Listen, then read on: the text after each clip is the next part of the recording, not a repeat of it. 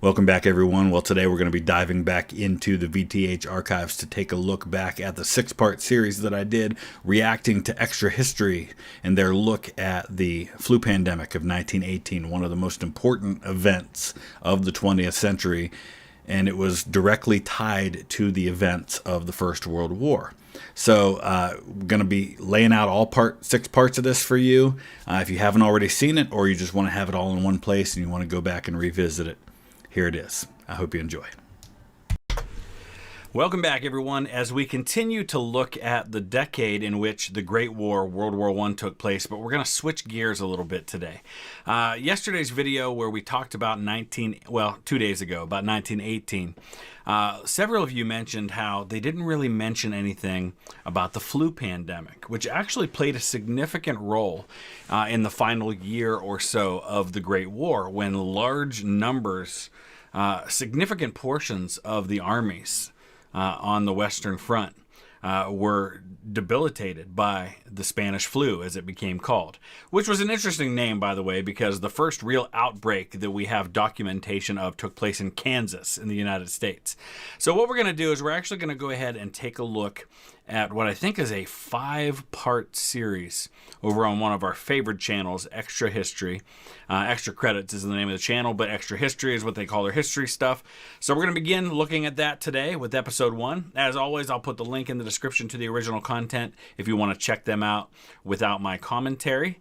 And this is something that's actually a little bit personal in our family, and I know many families were touched by this. My wife's great-grandmother died in the flu pandemic. In fact, here is her death certificate. Her name was Della Phillips at her death. She had been married twice by the time she died at the age of 23. Her first husband she married as a teenager, and that was my wife's great-grandfather. They divorced when she was still fairly young and had a 1-year-old child who was my wife's grandfather. And then when she passed away in February of 1919 from the flu pandemic at the age of 23, my wife's grandfather was then raised by her brother's family. So yeah, this is something that's very personal in our family. We know very little about her great-grandma Della. She, according to this death certificate, suffered from influenza from February 7th to February 15th when she passed away on the morning of the 15th. Contributory to her death was bronchial pneumonia, which is a very common thing. You can see the last 5 days she had that, and it would have made it very hard for her to breathe, and that's probably ultimately what led to her death, was that pneumonia that was caused by the influenza. So probably most families in some way, shape, or form affected by this. It killed perhaps 5% of the entire world's population. So to put that in perspective a little bit, if that pandemic were to break out today, for similar numbers, what do we have? Probably close to 8 billion people on planet Earth. So we're talking about, and let me do this again.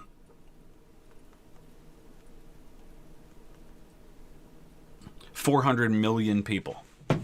Imagine if 400 million people died on this planet over the next 18 months, what that would do. As much as we are consumed by what is happening with the current pandemic that we're facing, the numbers just are nowhere near comparable to what the world experienced. And this happened on the tail end of one of the most devastating wars in history that also killed millions of people. So you can imagine what this must have felt like to the people at the time. It had to have felt like the end of the world was approaching, and I'm sure a lot of people did think that these were the times of the book of Revelation when this all unfolded. So that's what we're going to take a look at today. Join me as we go on this journey.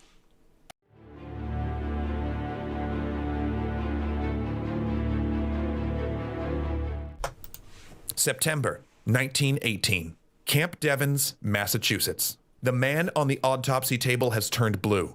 Dr. William H. Welch nods to proceed. His colleagues reach for the bone saw and begin to open the rib cage. The man's lungs are heavy. Welch and his colleagues lean in as they're opened. The lungs are so full of fluid that it's traveled up the trachea. The man had drowned in his own body, just like the others. Welch needs air. He opens the door and stumbles around men lying on the floor. There are no longer enough beds in the hospital. 6,000 men crammed in a facility meant for 1,200. Wow. And they're turning blue. Can't get oxygen. This is a horror story, one of the most frightening in history. In 1918, a new disease emerged. We still don't know exactly how or where it first began infecting humans, but within months, it would spread across the planet, from the trenches of the Western Front to the most remote villages on Earth. It infected a third of the world's population and killed between 50 and 100 million people. To put that in perspective, the low estimate would make it twice as deadly as World War I, while the high estimate would mean it killed more than both world wars combined.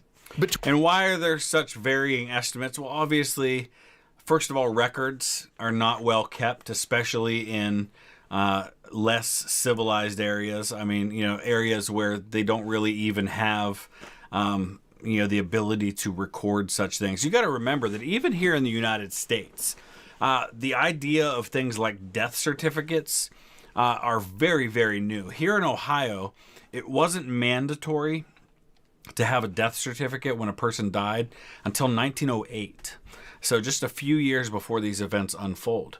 Birth certificates are a fairly new thing as well. Before 1900, really deaths and births, they're kept kind of at a county level, but that's only if you bothered to report it. And so you can imagine that if this stuff's in its infancy in the United States, there are large parts of the world where they just don't record these kinds of things, and they don't really keep track.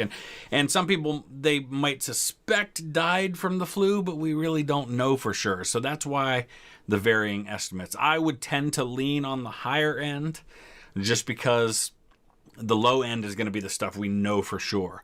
But there are plenty more that we just don't know about.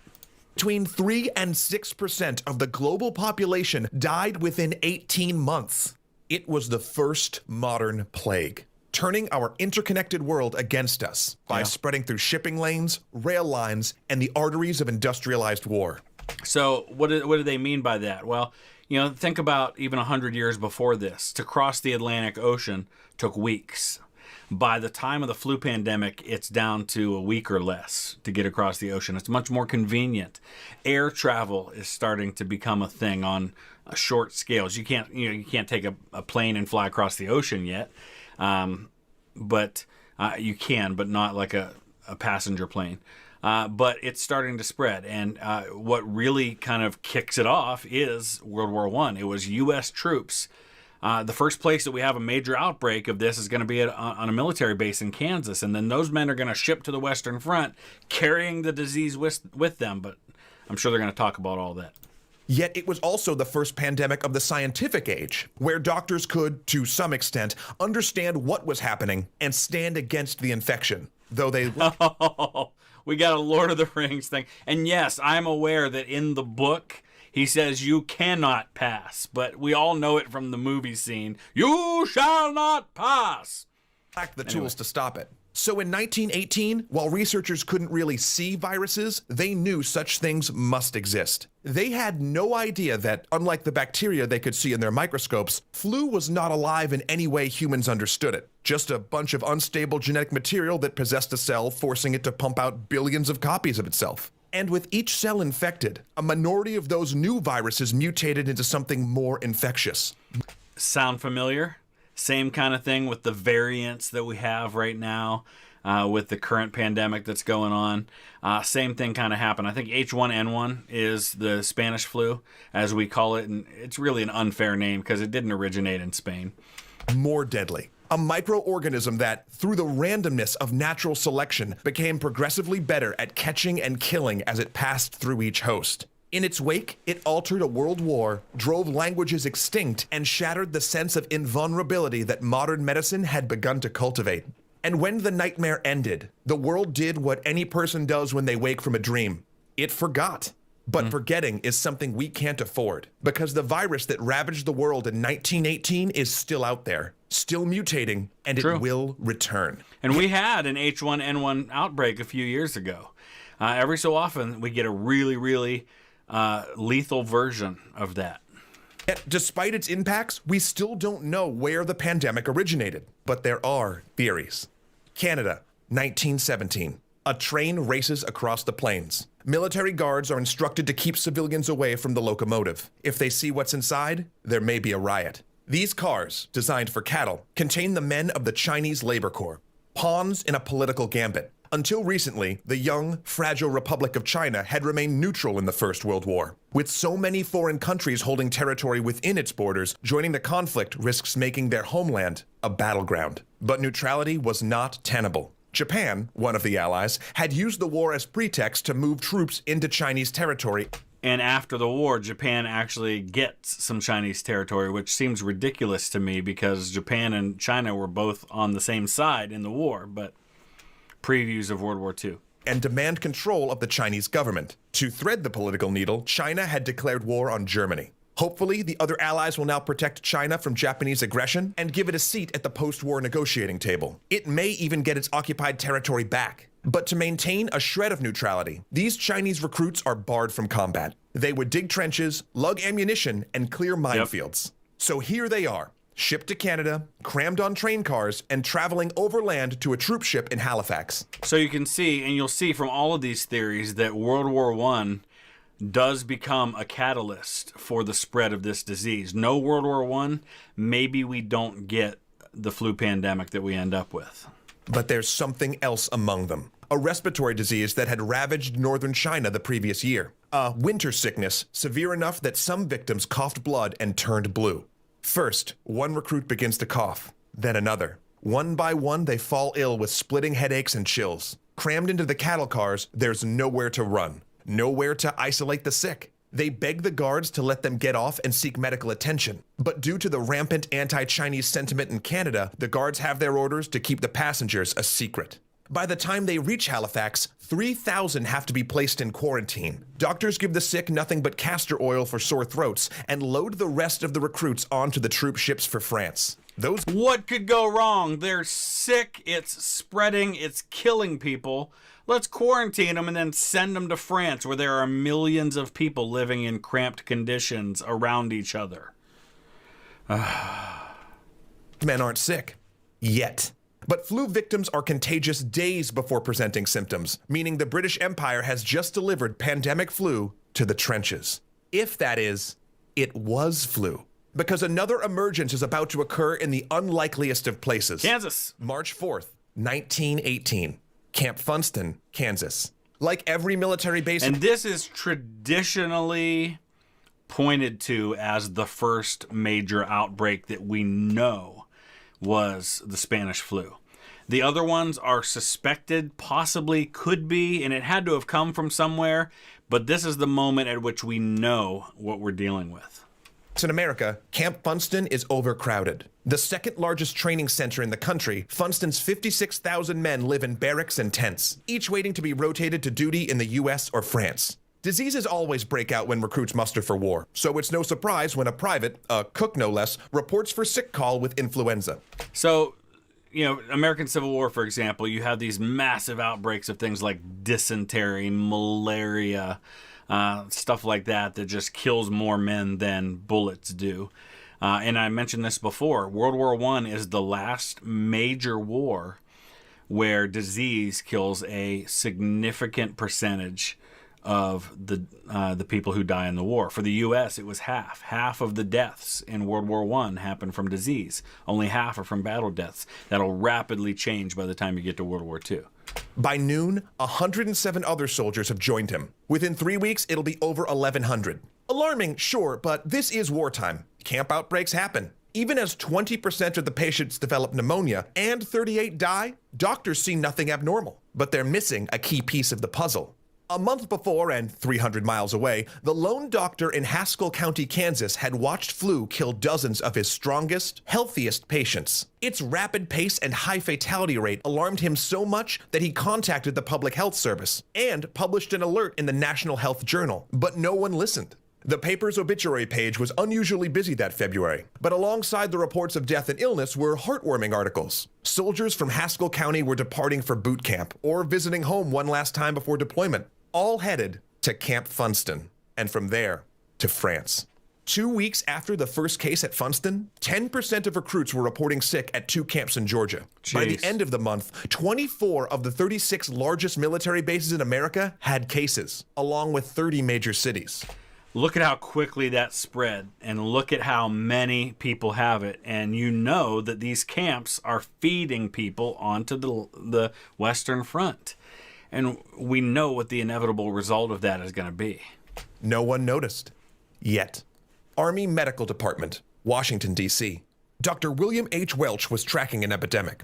One of the country's most famous doctors, Welch had helped drag American medicine into the modern age. He helped found the Johns Hopkins School of Medicine, spread the use of microscopes, and I think it's Johns Hopkins, just a minor little thing there. Organized the Rockefeller Institute, the country's first dedicated medical laboratory. His work had helped transform America from a nation of country doctors to a titan of scientific medicine, able to compete with the Pasteur Institute in France and the Koch Institute in Berlin. Because of him, America had joined the age of the microscope and the vaccine, a bright world where doctors could both see diseases and kill them. The last few decades had brought vaccines for smallpox, rabies, anthrax, diphtheria, and meningitis.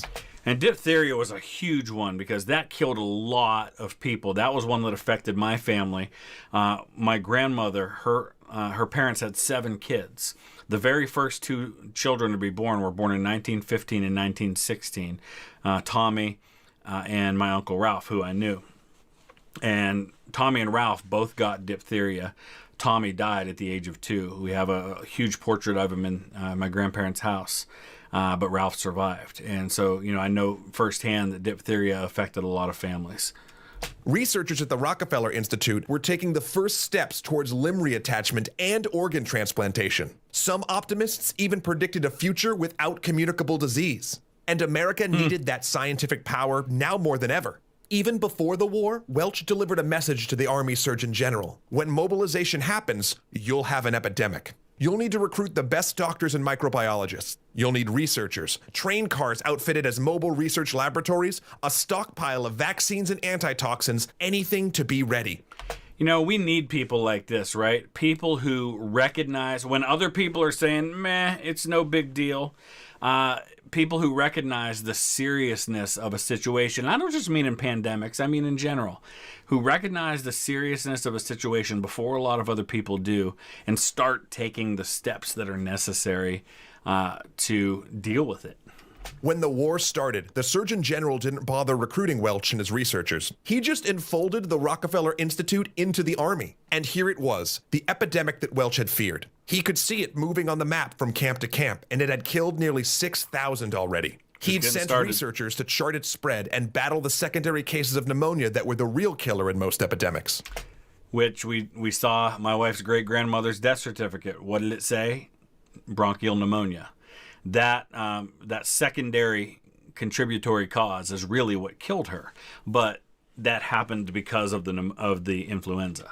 They'd all warned the Army that this would happen if they overcrowded the camps, but no one listened. Welch had dispatched an experimental vaccine that fought one form of bacterial pneumonia, as well as a serum that cut the death rates by half. Results of the test looked good, if not 100% effective. It was proving a successful response. But there was a problem. Because the epidemic that Welch was fighting to contain wasn't flu. It was measles. He'd seen reports of influenza spreading too, but influenza was seasonal, something that was expected and would go away. Doctors weren't even obligated to report cases to the Public Health Service. So the prospect of a measles outbreak seemed much more serious, especially with recruits grouped together in training camps and 36,000 of the nation's doctors deployed in France. So as Welch fought measles... So that's something else you don't really think about is that 36,000 doctors from the United States are overseas helping on the front lines for France. That's a lot fewer doctors at home at a time when people didn't all have cars and things like that to travel distances. And so if you didn't have a doctor in your local community that you had easy access to, you probably didn't have a doctor. And especially in the more rural areas, there were people probably dying of this without even being seen by a doctor, which is just one more component in this whole idea of having accurate records as to what was actually happening. Infected American troops boarded troop ships. They packed into the holds until each converted ocean liner held twice the normal load of passengers. They pulled away from the dock, waving farewell to families and loved ones on shore, and turned towards Europe. It was in the bloodstream now, not just of the men, but of the world. Man, so we're just getting started. Now, I'm going to ask you guys to do me a favor, and I probably should have mentioned this at the beginning. Obviously, I recognize the connections between this story and our current world. And I also recognize that some of these topics, especially concerning what's going on currently in our world, can get very divisive, and people can start kind of fighting with each other and debating over certain parts of what's going on in the world, about the rules and about the treatments available and things like that. I'm going to ask you to keep your discussions to the flu pandemic, to 1918. And I have no problem deleting comments as necessary. I have no problem hiding people so that no one sees their comments if they can't be reasonable with this stuff. So I'm going to ask you to do that. I like keeping our community civil, and I like keeping away from those types of topics. There are plenty of channels, plenty of places where you can have that debate. I'm not saying don't have it. I'm just asking you not to have it here. With that in mind, please use the comment section below to let me know something you learned in today's video that maybe you did not know, either from me or from the content itself, or add to the story. And add to this by sharing some knowledge that you have that's relevant to this with the rest of us that wasn't talked about. Also, please hit that like button if you would. I would be grateful. And we'll see you again tomorrow with part 2. Thanks for watching. Welcome back, everyone, as we continue this discussion series on the flu pandemic of 1918. I want to thank all of you for your comments from yesterday, especially those of you who shared your family stories about grandparents and great-grandparents and aunts and uncles and people who were affected by this pandemic that took place 100 years ago. So please keep those stories coming. Thank you also to everyone who, for the most part, with I think 1 or 2 exceptions, followed my request to try and keep on topic as far as the pandemic goes. I recognize that there are a great many parallels to be seen between what happened 100 years ago and what's happening today. And I'm not suggesting we can't observe those things. I'm merely asking that we keep out of controversial subjects and keep from turning it into a political or some kind of moral debate about mandates and vaccines and all those sorts of things. I know that stuff can get really dicey and really emotional. So thank you for that, and please keep that going. With that in mind, as always, at the end of this episode, I encourage every person watching to please leave a comment and either tell me something you learned that you did not know before watching this video, or share something that would add to the discussion, something that wasn't mentioned about this particular part of the topic. A bunch of you mentioned the origins of why it ended up being called Spanish flu. I didn't talk about that yesterday because I assume that will be discussed in one of these videos. So thank you to all of you who shared that information. I do believe it will be discussed at some point. So if you like what you see, please hit that like button. If you did not see the first episode from yesterday, the link is in the description, as well as the link to the original content if you want to watch it without my commentary. Here we go. Part 2 of the 1918 flu pandemic from Extra History.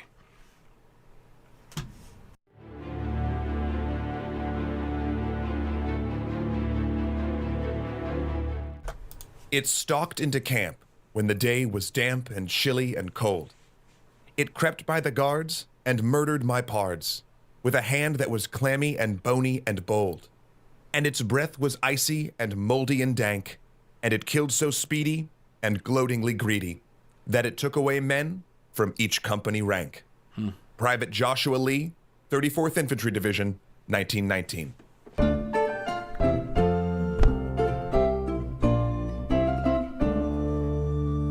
When we left off, the 1918 flu was aboard troop transports headed for the battlefields of France. And though this first wave of the virus was comparatively mild, its time in the trenches would reforge it into a hardened killer of men and help tip the balance of the war. In early April, it erupted among the American troops at their disembarkation ground in Brest. By April 10th, the first cases began showing up in the French army, which generally trained and served alongside American units. So we talked about this in our series on the Great War. The American army comes in, and they're kind of thrown into the middle. If you imagine the front as being just one continuous line, picture the British on the left, the French on the right. The Americans kind of get thrust into the area around the center and kind of to the right, closer to the French side of things, just as kind of a bridge between the two. And so the French get hit by it first, but eventually the British will too. It was hard to notice at first. High fever, headache, and weakness could come from many diseases that swirled around the trenches, such as insect-borne trench fever or typhus. But it soon became clear that this was different. The troops called it 3-day fever, knock-me-down fever, or La Grippe. So La Grippe is actually a very common name that you will see on death certificates from that time. It's Lagrippe, La Grippe. And it just, I don't know, for me, anytime I saw it on a death certificate, it just looks ominous the way that the word was written, La Grippe. But that was what they called it. And he's got such an excellent point there that because for all of recorded history, disease was rampant in military camps during wartime, it didn't make a lot, like it just wasn't that big a deal. People just assumed it was one more sickness going through the camp. And so it allowed this pandemic to spread rapidly without raising too much of an alarm from anybody until they finally realized what they were dealing with. It rarely killed, but men who got it were out of action for days and lead-footed for weeks. The overcrowded camps and trenches of the Western Front were ideal tinder for an epidemic. Men lived within inches of each other, their immune systems compromised from exhaustion and disease. And unlike a city where the virus might run out of victims, here, fresh bodies were rotated onto the line every few days. It spread to the British in early May, and by then, there was no hope of containment. The Americans at this point, the British and the French have been on the front lines for 3.5 years, so they've been there a long time. Actually, probably a lot of them have dealt with other illnesses, which may have already weakened their immune system, like he said. And being on the front lines for that long, you're not eating properly. Your body's defenses are already down. The Americans are arriving at the height at something like 10,000 new troops every single day. And they're the ones carrying this virus, and they're just pouring onto the front lines to the point where eventually there's 1 million of them. It swept through them like a bad spirit. English hospitals saw over 36,000 admissions for flu in a single month. Only then, when it began undermining the troops' ability to fight, did military doctors raise the alarm. The outbreak had sprung up during a critical phase of the war. The Germans had launched a massive spring offensive, and Allied generals needed every man possible on the line. But as spring turned to summer, the frontline hospitals of the Allies swelled to overcapacity. So if you did not see my series on World War I, this spring offensive, it's called the Kaiserschlacht, or sometimes also known as the Ludendorff Offensive. So what happens is Russia's out of the war. They've had a revolution. The Bolsheviks or the communists have taken over at this point.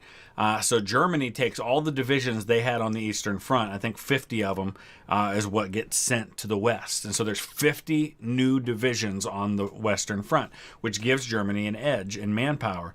And so they know the Americans are coming, and they're going to have 1 million men or more on the front line. And so there's a window of opportunity in the spring of 1918 before the Americans arrive in force where the Germans have a big advantage in numbers. And so they launch this attack. And for the first time since the very first weeks of the war, they threaten Paris. They get within something like 40 miles of Paris, 40, 50 miles. And it's eventually stopped as you get into May and June. One of the places they get the closest is Belleau Wood, and that's where you have the Americans coming in for the first time fighting against the Germans. Men on the front lines would get ready to rotate to the rear, only to find that the unit ordered to relieve them had instead gone into quarantine. I should correct myself. If I said that was the first time the Americans fought, it wasn't. They had fought earlier, but it was one of the first times the Americans were in large numbers in significant combat for a long period of time. Anyway. Medical tents had run out of space, and some hospitals took to laying patients outside on canvas tarps. In late May, a group of French recruits came down with it. 69% of them had to be hospitalized, and 5% died. By the end of the summer, 10% of the British Army had fallen ill. Back in Washington, D.C., Welch and his epidemiologists finally took notice. The flu, previously ignored, became a matter of national security. So if you remember yesterday, this is the guy that was investigating measles and focused on that and how to fight it. And so now he's going to turn his brilliant mind and the resources he's got toward dealing with the influenza epidemic. They set about turning the Rockefeller Institute into an information gathering and communication center for the disease. Welch wanted anything he could get his hands on. Reports, lung samples, information on treatment. So he dispatched doctors to centers of infection to... So you might wonder, my wife watched yesterday's episode and asked me the question, why is it called Rockefeller? And why do we see all of these things like Rockefeller Center in New York? And, in where I live in Western PA, you see the name Carnegie. When I lived in Western PA, you see the name Carnegie all over the place in libraries and things like that. Well, that 20, 30 years before this, when you have the world's first billionaires come on the stage, including John D. Rockefeller, who's from Northeast Ohio, they have all this money and they become philanthropists. They start looking for causes they believe in to spend their money to give back. And so a lot of them would give to hospitals, and the hospital would name a building or a wing after them. They would create libraries that would get named after them. So these endowments end up carrying this name. That's why you see names like Carnegie and Rockefeller and others, Morgan, J.P. Morgan, all over the place. Swab throats and collect samples. But all of it remained a closely guarded secret. No one wanted the Central Powers to know that the Allies were being weakened by disease. Upon entering the war, both the U.S. and Britain had clamped down on the press with unprecedented censorship measures. When American officers denied or minimized reports of the flu, newspapers at home accepted it without question. Imagine that. The British, for their part, tried to strangle any mention of the spreading plague. But with the virus now infecting the civilian population, news of an epidemic started to leak. Now, I understand the need for a free press, and I'm not here to start a debate about that. But you can understand why that's something they wouldn't want publicized, because it would definitely hurt the war effort. Imagine if some reporter got news, and I think it probably did happen, of the Normandy invasion, when and where it was going to happen, and broadcast that to the world and to the Germans. A lot of people would have died.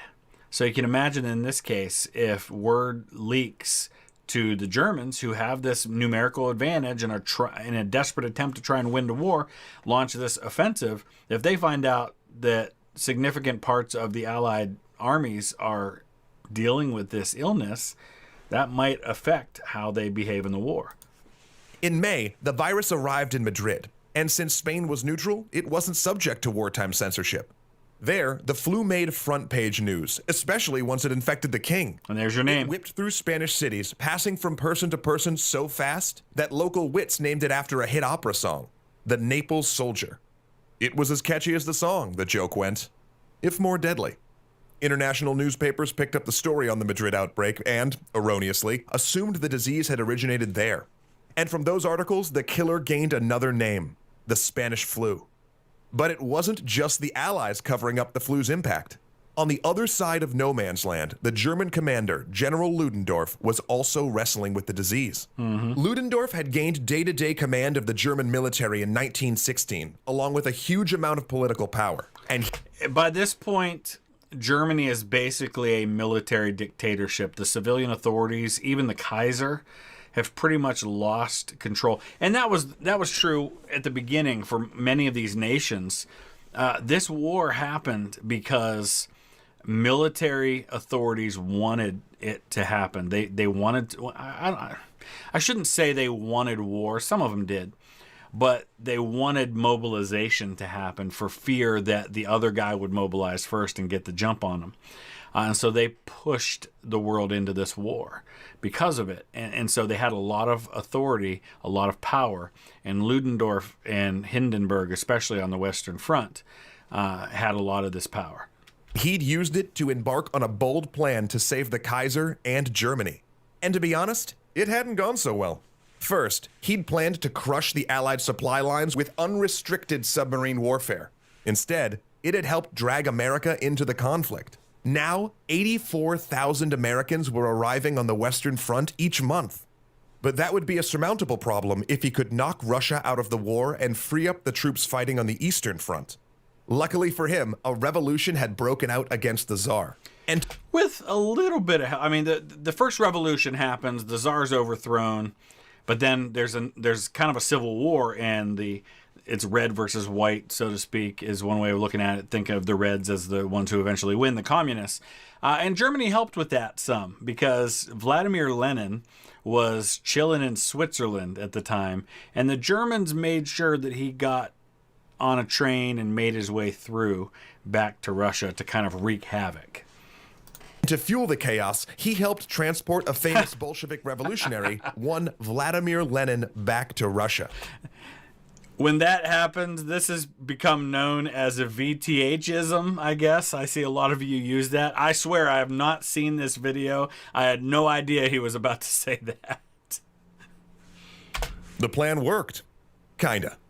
Ludendorff had hoped the strict peace terms he'd foisted on Russia would scare other allies into opening negotiations. But instead, the harsh treaty only had convinced them that peace was not possible until they achieved total victory, and forced an equally punishing treaty on Germany. But at least Ludendorff now had his 50 divisions from the Eastern Front, and he'd use them for one more, all-or-nothing shot at winning the war. He'd retrained the freed-up veterans as assault specialists, stormtroopers, and launched his If you ever wonder where the name Stormtroopers in Star Wars came from, there are a lot of parallels between the storyline in Star Wars and the Germans and eventual rise of the Nazis in World War II. Massive spring offensive in hopes of securing victory before the Americans arrived in force.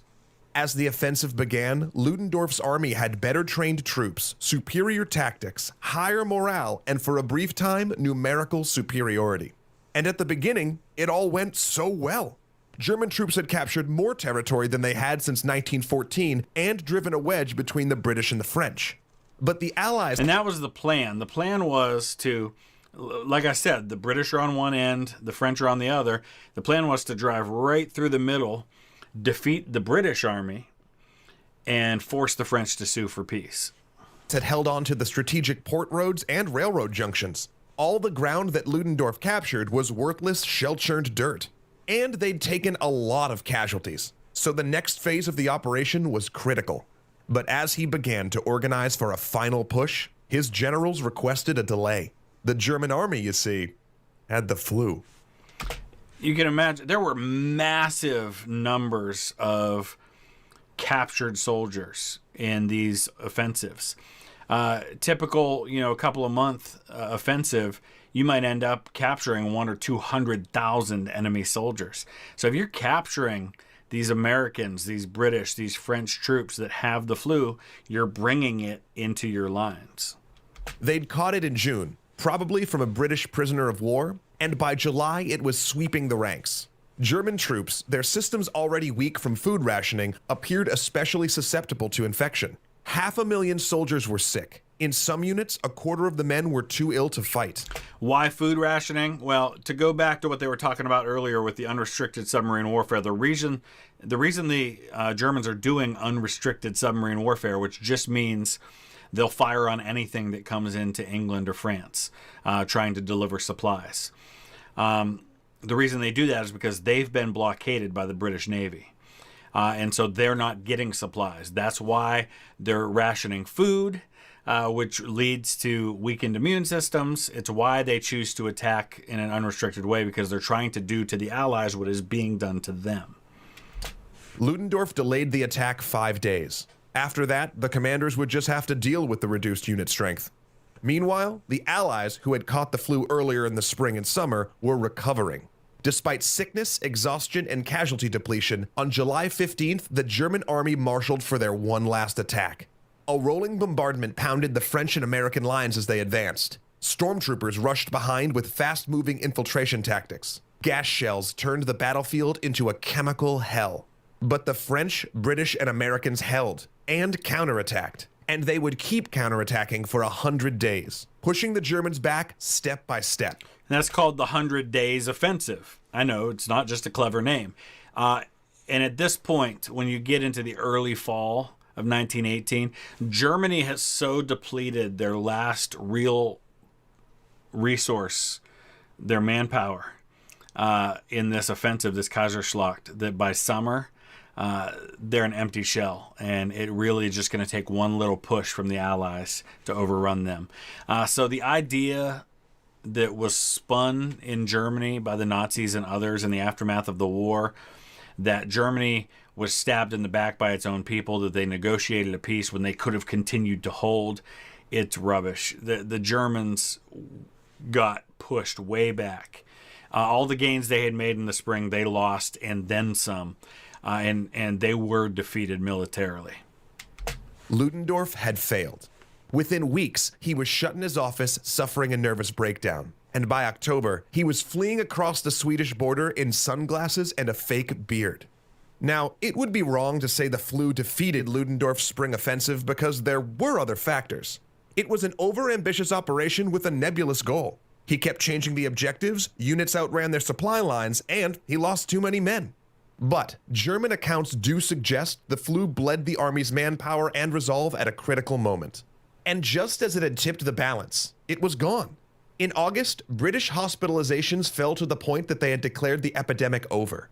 But it wasn't. Right at the moment when they're going to launch their final offensives, the 100 Days offensive, the big push by the American army, which we call the Meuse-Argonne offensive, which is the largest battle in the history of the American military at that point.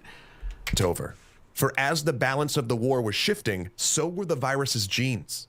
Even today, no one's sure what happened. Perhaps the original, deadly virus had temporarily mutated into a mild strain, only to have its lethality reemerge. Or it may have infected someone, even an animal, that had a different version of the flu and the two viruses combined. It's even possible that, as it passed through millions of soldiers, this avian virus was gradually adapting itself to human hosts. Most frightening of all, the war itself may have given it a nudge, because the soldiers the flu infected had been exposed to a chemical agent known to cause genetic mutation, mustard gas. The soldiers' throat and lung cells laced with... It's called mustard gas, by the way, because it's not made from mustard or anything like that, because it was yellow, and it actually had kind of a mustardy smell to it. Chemical weapons may have helped increase the rate of genetic shift and raise the likelihood that a new strain would develop. However it happened, the virus that emerged from the trenches was both highly contagious and severely lethal. It could kill within 24 hours of presenting symptoms, drowning a patient in their own fluids. And while common flu strains primarily kill the very old and very young, the 1918 flu struck people down in the prime of life. Yeah, and that's a really important point to make. Young, seemingly perfectly healthy people were dying and dying quickly. Sometimes healthy people died at higher rates than weak and infirmed. The mild first wave was over, and the second lethal wave was about to begin. In fact, it was already making itself known on the troop ships delivering soldiers to nations across the globe. Yeah, because here's the thing. It gets brought to the front lines by these American troops arriving in droves. Well, now the war ends in November of 1918. The war doesn't end. There's a peace. The war doesn't officially end until the Treaty of Versailles the following year, but for all intents and purposes, the war has ended November 11th. And so now you're sending all these troops home, and they're carrying it back with them to all of their other countries. It's not just going to be a Western European problem anymore. Now it's a whole world problem. You've got troops from Australia and New Zealand and India and South Africa. Brazil has entered this war. China's in the war. Japan's in the war. It is everywhere. With that, we're going to wrap up this second episode. I do have every intention of doing reaction videos from my hotel rooms in France, so we'll continue to get daily reactions even while I'm gone. So be watching for that. Let me know your comments. As I mentioned at the beginning, tell me something you learned today, or add to the discussion and share something you know with the rest of us that wasn't talked about. Please hit that like button if you would, and we'll see you again tomorrow with part 3. Thanks for watching. Welcome back, everyone, to part 3 of our series taking a look at the flu pandemic of 1918-1919. If you did not see the first few episodes of this series, the link is in the description back to episode 1, as is the link to the original content from Extra History. whose video we are using as our discussion starter for this series. You can see the original for this video if you want to see it without my commentary. I want to let you know for our patrons and our members that episode 7 of my series from the Gettysburg Battlefield is going live later today for you. It'll be live for everybody else sometime tomorrow. Try to give a little bit of a preview, at least a day or so in advance for our patrons and our members, just as a perk and a way to say thank you. And with that in mind, I want to say thank you to our latest executive producer level patron, who has chosen to remain anonymous, and I respect that, and I want to say thank you to him, as well as thank you for the feedback he has offered me on some things on the channel. So I'm grateful for that. I'm grateful for that support, and it's support like that that makes it possible for me to go to France 1 week from today. And if you want to see an example of what you might expect from my trip to France, I would invite you to check out that series on Gettysburg. There will be a link at the end on the end screen. After you see the screen for the patrons, there'll be links, and one of those links will be to that playlist for the Gettysburg Battlefield. I'm very proud of that. I think it's my best work so far as original content goes, but I fully expect that my videos from France are going to top that. I've got a lot of things planned I've never tried before. I'm excited to bring that to you. But the latest video on Gettysburg, which will be live tomorrow, concerns the aftermath of the Battle of Gettysburg. What was done with the bodies? What was done with the horses? What happened to all the weapons that were laying around afterwards? Things like that. So I want to invite you to check that stuff out. The original content, the Battlefield content, doesn't get nearly the views that these reactions do. I'd very much like to change that. So please be a part of that and turn on your notifications so that when that video does go live for everyone tomorrow, you'll know and you can check it out. But enough about all of that. Let's dive in to episode 3 of the flu pandemic.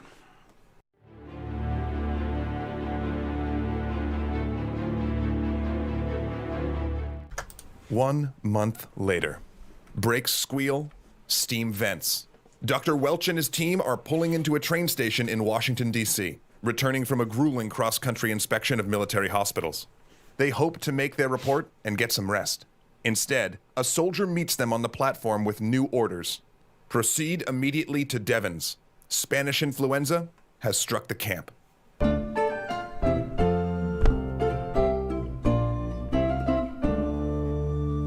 8 hours later, Welch and his team arrive in Massachusetts. They find Camp Devens paralyzed. Patients fill each inch of hospital space, turning blue and coughing so hard they tear their abdominal muscles. They hemorrhage blood from their noses and scream in fevered delirium. And you've got to just put yourself in the position, and this is true in any pandemic, of these incredible doctors and nurses and orderlies, these people who are putting their own lives on the line to care for these people, knowing that they're exposing themselves to what is happening and risking their own lives, especially when they don't fully understand yet how it spreads. And just the emotional toll that must have taken on them. Today is my biological uncle, but we were raised as brothers. Mike, he would have been 51 today. He passed away in October from complications of COVID. And my sister, who, like me, was raised as a sibling to Mike in the same family, was in the room when he passed away. They were treating him. And she's a respiratory therapist at Cleveland Clinic. She wasn't allowed to treat him, but they did allow her to be in the room since that's where she works. And I know that was very, very difficult for her. On one hand, I'm so glad she was with him, that he had family with him in his last moments. But what she saw and what she experienced and what she continues to see and experience, because she works in the cardiothoracic intensive care unit at the hospital, and so she daily sees people that are dying from a pandemic. It's got to be so hard. And I have a ton of respect for anybody who puts themselves in this position to care for people like this. In extreme cases, the disease has ripped tiny holes in their lungs. Oxygen leaks out, collecting beneath the victim's skin, so they crackle when nurses roll them over, like the pop-snap sound of rice cereal. What is happening? All training has stopped. Recruits that aren't sick have been put into service caring for those that are. Nearly half the camp's medical staff is ill. Some didn't even show symptoms, they just collapsed. These sudden onset patients often die within 12 hours. Those that avoid that quick death are falling to secondary pneumonia infections. So think about that. I mean, you barely even find out you have it, and you're gone. You know, we looked at that death certificate at the beginning of episode 1 in 1919 when my wife's great-grandmother died in this flu pandemic, and it took 8 days from when she was first seen by a doctor to when she passed away. With this particular point of this disease, and the Spanish flu, as we call it, had waves, just like the current pandemic has waves. There were different strains. Some were very, very deadly. Others were not as deadly. But this particular moment is when it's hitting fast, hitting hard, and killing people, healthy people, really quickly. And that had to have been so scary. The Army has arranged special trains to take away the dead, and it's already showing up in Boston. After a marathon session of autopsies revealing lungs full of frothy blood, the team turns to Welch. He's the head of the American Medical Association and has studied rare diseases on 3 continents. Shaken, Welch says, "This must be some kind of new infection or plague." Then he runs out of the room, stepping around sick men to get to a phone. He calls his boss, Army Surgeon General Gorgas. "This is going to spread," he says. "The Army needs to shut down troop movements and expand hospital space now." Yep. Then he calls the Rockefeller Institute and orders Dr. Oswald Avery to report to Devens. Avery is a peculiar man. Like Welch, he'd shown no interest in marriage or family. Here's the thing. We need peculiar people sometimes. People who are weird. People who do things that other people don't do. People who don't necessarily live like other people did. If you've ever seen the movie Midway, which came out a couple of years ago, the 2019 version of Midway, they make light of this a little bit about the guy who's in charge of the cryptology department at Pearl Harbor, who's trying to crack this Japanese code, and how kind of different he was. Those are the kinds of people we need in moments like this, people who are different. But unlike Welch, who schmoozed at private clubs and vacationed in Atlantic City, Avery had no hobbies or social life. He is a single-minded obsessive who lives in an apartment next to the Institute and talks only about his work. Hey, we need that. If anybody could find the pathogen responsible, Avery could. But they have so little time. Several things need to happen, Welch reasons. They need to figure out how the disease spreads and how to kill it, and whether they could do anything to stop it. They need to identify the pathogen, the bacteria or toxin that caused this disease, so they could develop a serum, antitoxin, or vaccine. And that was Avery's task. Avery, who had done such good work on the pneumonia serum they'd tested in the summer, which might come in handy given all the secondary pneumonia cases. But Welch and his team weren't the only ones hunting for the pathogen. I want to talk about the whole secondary pneumonia thing for a minute, because a lot of times when there are pandemics, it's not the disease itself that kills you directly. It's what it causes to have happen in your body. For Mike, my uncle, it wasn't COVID that killed him. It was the fact that COVID causes blood clots, which means they have to put you on blood thinners to prevent you from dying from a blood clot. And in his case, the blood thinners then, and all the coughing and all the other strain on his body caused internal bleeding. And when you have blood thinners, that bleeding is much easier and it doesn't clot as well. And eventually it's that bleeding that actually killed him. But it still was caused by the pandemic. And the same thing here. When the AIDS pandemic was happening at its height in the 1980s, people didn't die from AIDS directly. They died because AIDS caused your body not to be able to fight off other things, and then those other things killed you. But it was still the original disease. Long Island, New York. The speeding Board of Health car fishtails down the dirt road. Inside it sits the most unusual pair in American medicine. In the passenger seat, hanging on for dear life, is Dr. William Park. Behind the wheel, with her foot firmly on the accelerator, is the lab's assistant director, Dr. Anna Williams.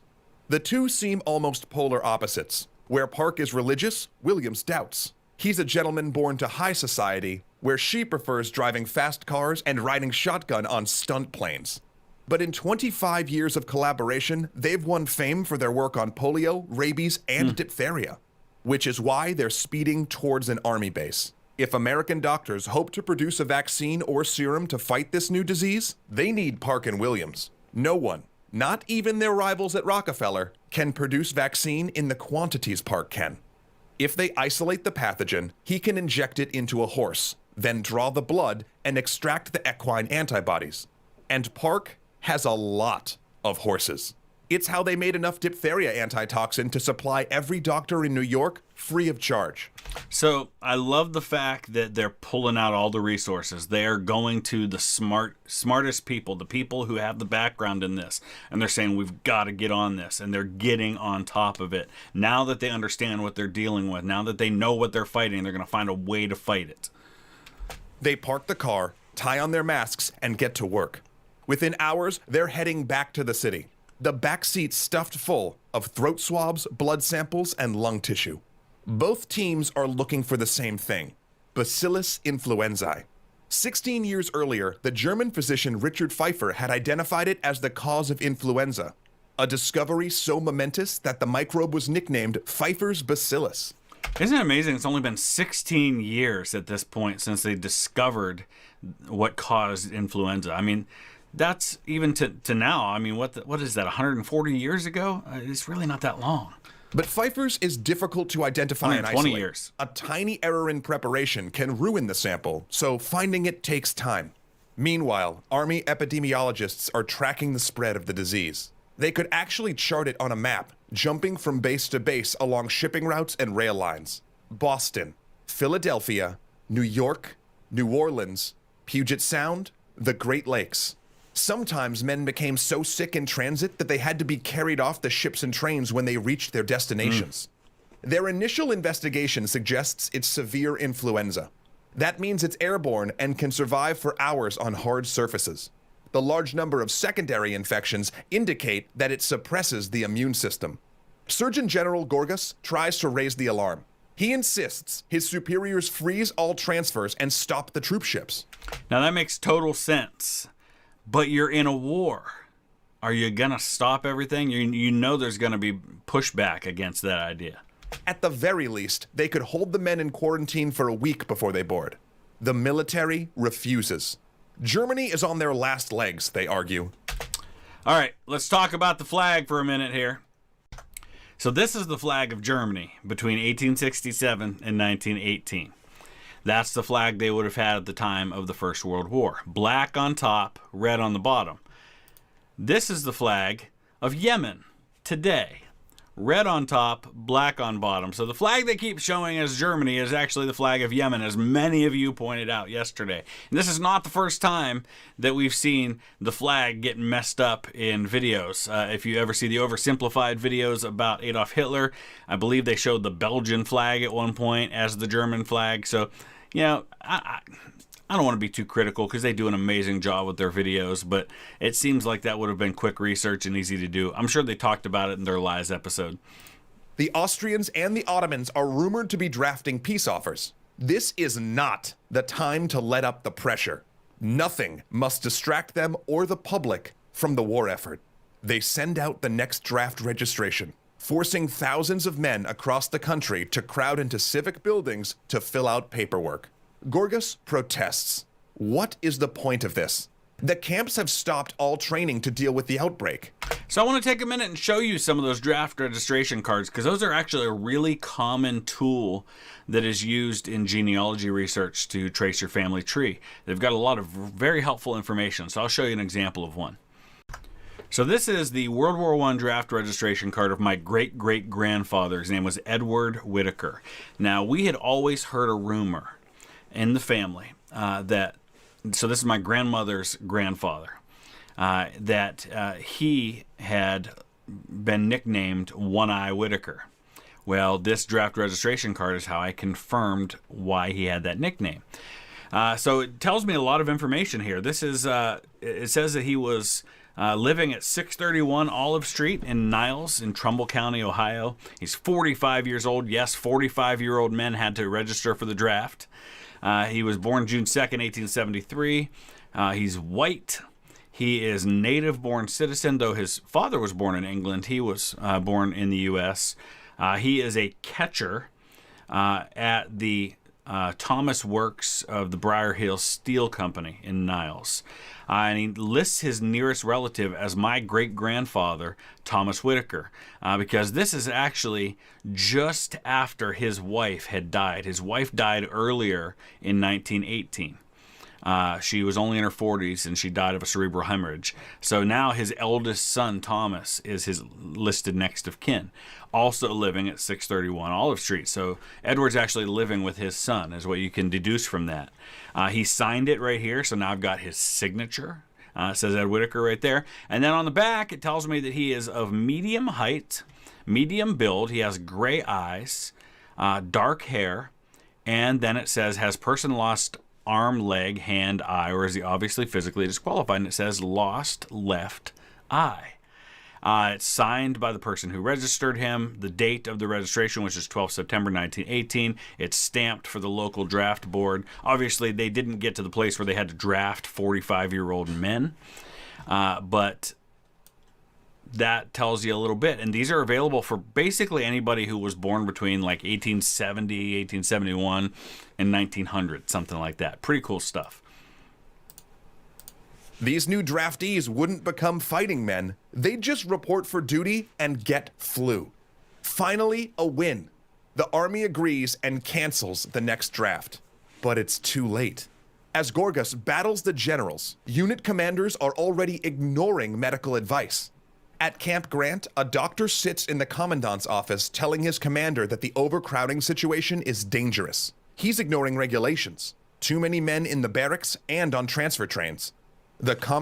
What a heck of a time to ignore regulations. Regulations are there for a reason. And in this case, the reason is to keep people from dying as often and spreading a deadly communicable disease. Don's answer will seal his fate. In 2 weeks, the doctor will be back in this office, telling him that 500 men are dead. The last troop train they'd sent had turned into a plague train. A quarter of the transfers had to be hospitalized, and the camp had run out of coffins. Upon hearing this, the commandant will order the doctor out of his office, draw his pistol, and take his own life. Wow. But that is 2 weeks from now.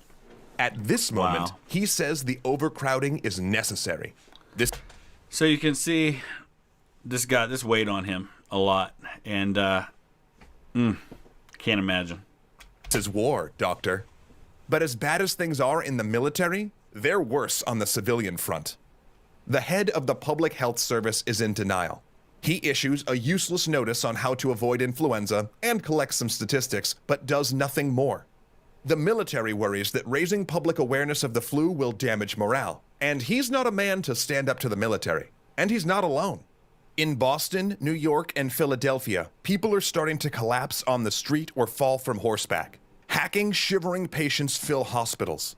Employee absenteeism hikes up, but civic leaders refuse to admit the growing crisis. As Park and Williams race to identify the pathogen, with half their staff ill and some dying, the head of the New York Board of Health, a homeopath with no scientific training, denies there's an epidemic. In Philadelphia, the mayor and his health officials are telling the press that the outbreak is nearly over. They continue doing so day after day as the death toll mounts and hospital wards fill. You can see that conflicting information is nothing new. People having the ability to look at the exact same situation and completely spin it as something different and say that something's not happening that's obviously happening, or something's happening that obviously isn't happening. We think that's a new phenomenon. It's been around as long as people have been around. The press buries flu reports in the back pages to preserve wartime morale. After all, panicked citizens don't show up for work at the shipyard. They don't visit their neighborhood Marine recruiter or buy Liberty loans to fund the war effort. And that last one is important, because Philadelphia is about to throw the largest Liberty loan drive in the country. Soon, thousands will march through the city, and hundreds of thousands will turn up to watch and chip in. Doctors urge the mayor to cancel all public gatherings.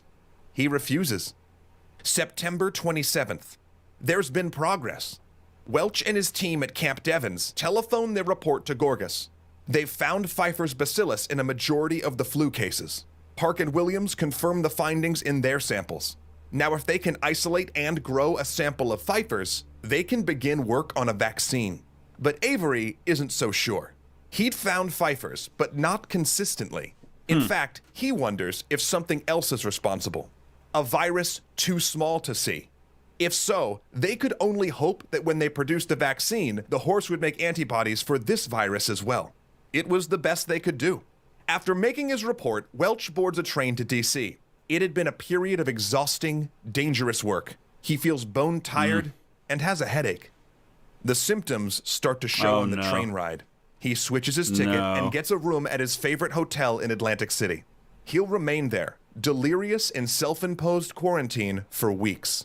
The most respected man in American medicine is out of action, right when the country needs him most, because America was about to run out of coffins.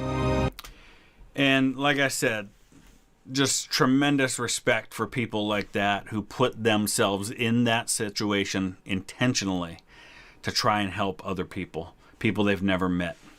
So a lot of respect for any of you out there who are in our medical profession. Thank you for what you do. Thank you for the long hours that you've been putting in, for the tireless efforts, for the just incredible emotional and physical strain that you have been under for the last 2 years as you've been fighting this. We are grateful for what you do. As I mentioned before, and as I always mention, please use the comment section below and let me know something you learned in this episode you didn't know before, or share something concerning what we just talked about that maybe wasn't mentioned that you could add to the conversation. In just a second, you're going to see pop up the information saying thank you to the patrons, and then right after that will be the link in the description, or the link on the screen for you to be able to check out the Gettysburg series. It'll take you right to the first episode, which is the story of the Iron Brigade. So please check that out. I'd encourage you to do that. It's a great way to whet your appetite for the on-site stuff but until you can see what's coming from France in the next couple of weeks. Thanks for watching. Welcome back, everyone, as we continue our way through the story of the 1918 and 19 flu pandemic that hit the world, killed something like 5% of the world's population. If you haven't seen the first 3 episodes, there's a link in the description that will take you back to episode 1. As always, I encourage you to check out Extra History, the original content creator of the video that we'll be using for our discussion today. Please support them. They have a lot of great stuff. I think some of the best historical content in all of YouTube world. They have a great way of telling a story. It's really well done, and that's why I use them so often. The latest episode from my trip to Gettysburg in November is up. It is the story of what happened after the battle, to the dead, to the horses, to the ammunition and the weapons, things of that nature. If you want to check that out, there will be a link at the end of the video to that video, but there is a full 7-video playlist of the events that I experienced while I was there for a couple of days. I do also have an upcoming series that I shot the day before I went to Gettysburg, which should be 6 or 7 videos from Arlington National Cemetery. I was there for 9 hours, and I walked 9.5 miles around the cemetery while I was there. Did as much as I absolutely could. So hopefully I'll be able to start bringing some of that to you very soon. I leave in 6 days for France. Excited. You've been hearing me talk about that. But let's go ahead and dive into today's episode.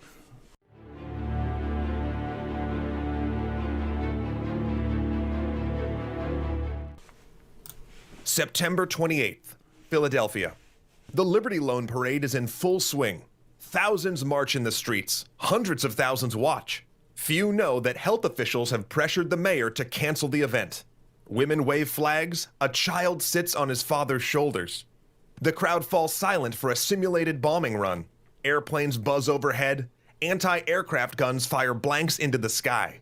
The crowd, necks craned, tries to imagine what it's like to be in mortal peril. So trying to imagine what it's like in mortal peril, my son saved up a bunch of money for the last year and a half or so. He's like one of those kids who gets money for his birthday or for Christmas, but then doesn't immediately spend it like most of us do.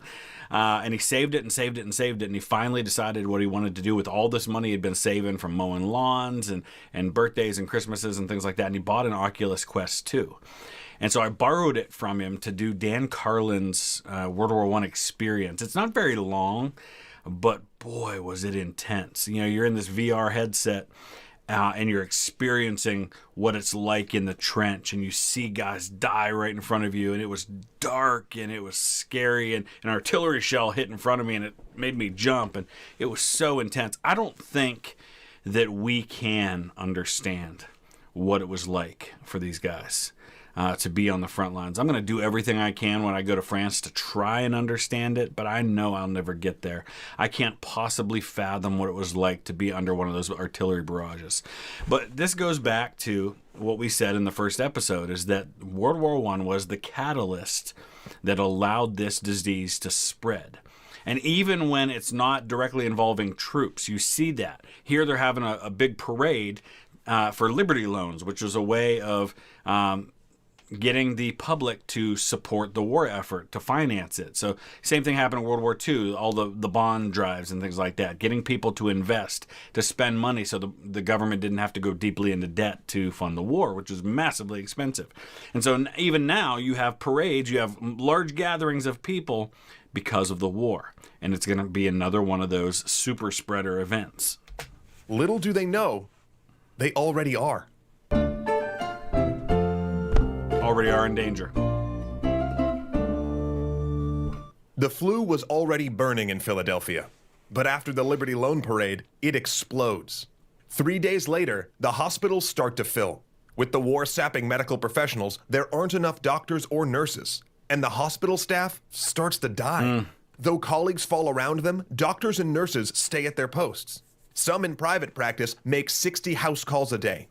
We said it yesterday, and I'll say it again. These medical professionals, heroes, absolute heroes. It's always been that way, going all the way back to the times of the plague, when people would risk their own lives to treat people that were dealing with these diseases. And it's absolutely true today as we deal with another pandemic. Absolute heroes for what they're doing. Over 1,000 die that first week, and in 3 weeks, the death toll approaches 5,000. The dead quickly begin to overwhelm Philadelphia. Morticians post staff at hospitals to free up beds the moment victims expire. Jeez. If a patient starts turning blue, nurses tag them for the morgue. It saves time. Could you imagine that? The moment they start turning blue, they know. Had a similar conversation with someone. I don't want to reveal these, like, who it is or where they work, things like that, but basically told me our IC, this was a while back, not during the current stage of all of this, but a couple of months ago, they said, our ICU is full of men in their 40s. They're on ventilators, and every one of them is going to die. Like, they knew. These people are treating these people, and they know what the outcome is. They've seen it over and over again, and that's the case here.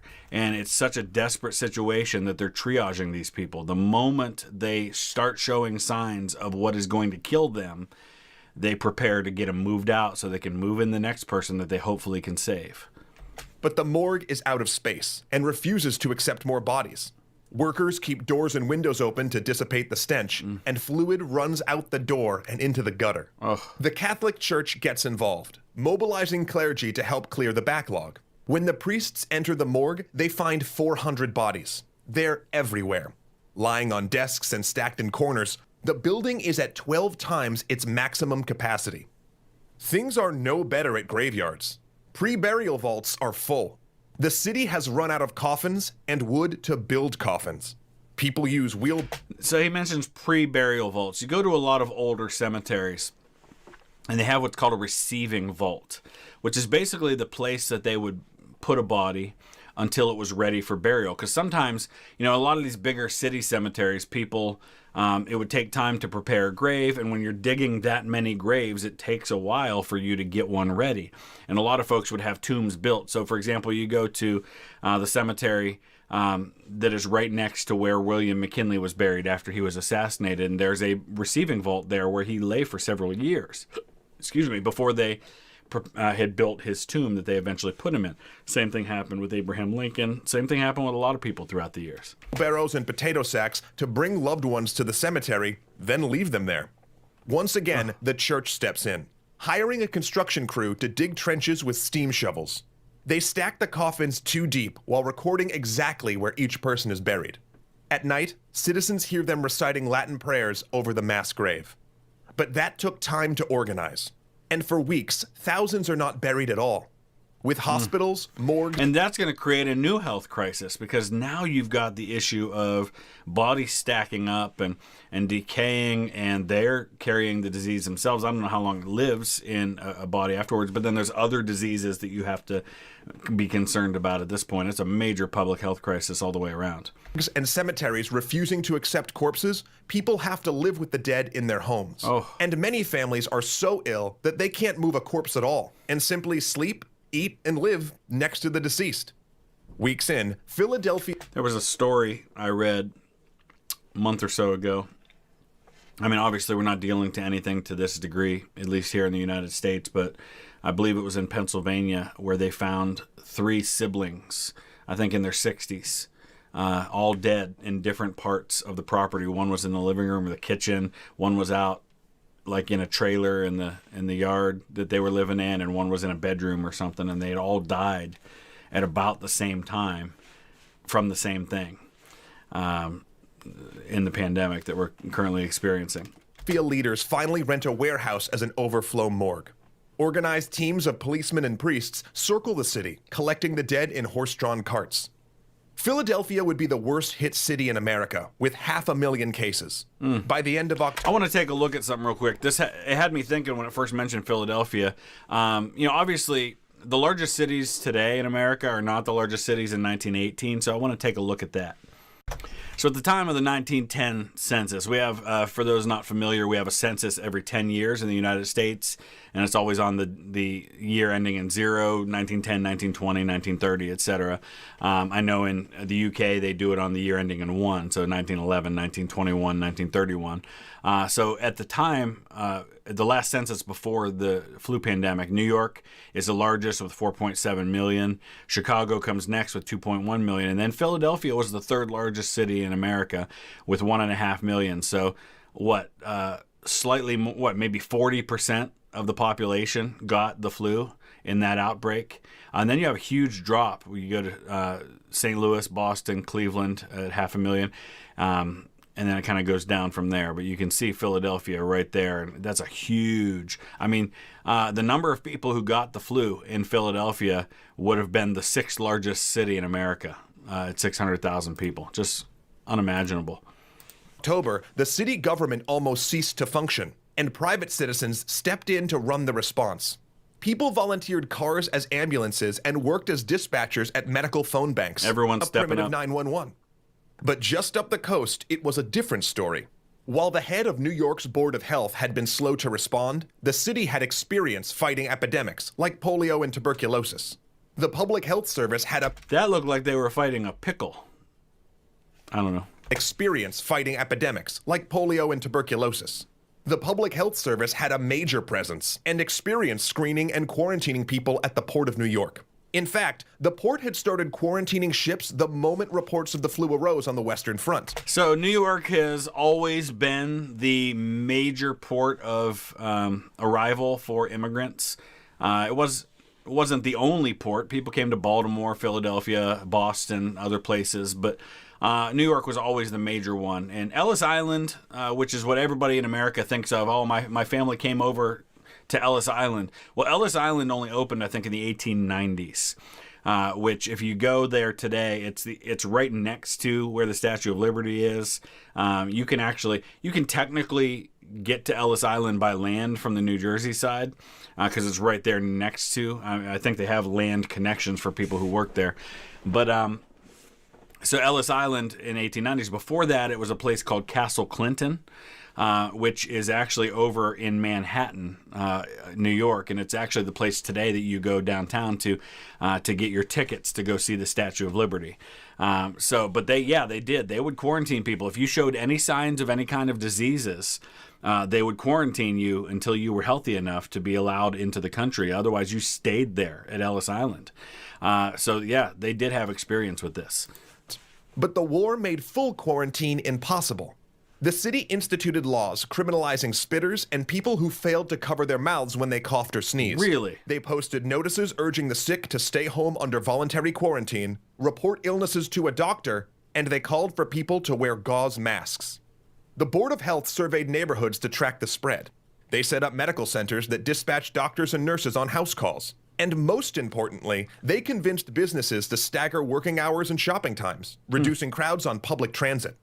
But even in New York, sound familiar? The press... I mean, let's recognize this for what it is. This is a place that we learned a lot. I mean, a lot of what you see happening today that has happened in the last 2 years, these were lessons that were learned in places like New York and others from how they dealt with the flu pandemic. Continued to minimize the outbreak in order to protect morale. And it was the same in cities and towns across America, even as the disease spread west. Newspapers would claim there was nothing to worry about one day, and then the next announced that all public gathering places were closed. The result was uncertainty and fear. Everyone knew newspapers were covering it up. People could see the obituaries. They saw the Red Cross ads begging for nurses. Families tracked the flu coming down the rail line or highway via letters and articles buried in the back pages. It was in the next state, the next county, the next town, and finally next door. In this climate of mistrust, rumors grew. One conspiracy theory... Always happens, right? I mean, we talked about that yesterday a little bit. Anytime you have things like this happen, especially now when you're in 1918, 1919, and you're starting to have mass media, word can travel fast because you've got, at this point, you've got radio. And so you're able to, you have wireless transmissions, so you're able to spread word quickly to places. You can get news across the Atlantic almost instantly. It's a different world, and this news travels despite the best attempts to keep it quiet. Theory claimed the flu was a bioweapon released from German U-boats off the Atlantic coast. Another said that the German-owned Bayer Corporation had poisoned its aspirin with the disease. A rumor ran around Phoenix that dogs carried the disease, and as a result, Arizonians killed thousands of strays and pets. And in San Francisco, a policeman shot a man who refused to comply with new flu mask laws. Evangelist... I saw a news story a couple of nights ago, and listen, when I mentioned the other day that I didn't want people talking about what was going on with modern things, I didn't mean that we couldn't observe and recognize the parallels that exist and things like that. What I was hoping to avoid, and you guys have been fantastic with doing this, is I don't want us to get to devolve into arguments about policies that are in place, whether or not they're good or bad, about things like vaccine mandates and all that stuff. There's a time and a place for that discussion. I just don't want it here. But I saw a news story the other day about how a flight had to turn around from Miami to London because somebody wouldn't put their stupid mask on. And that kind of stuff is just frustrating because you had to have gone through the airport with the mask on. You had to have worn the mask when you got on the plane.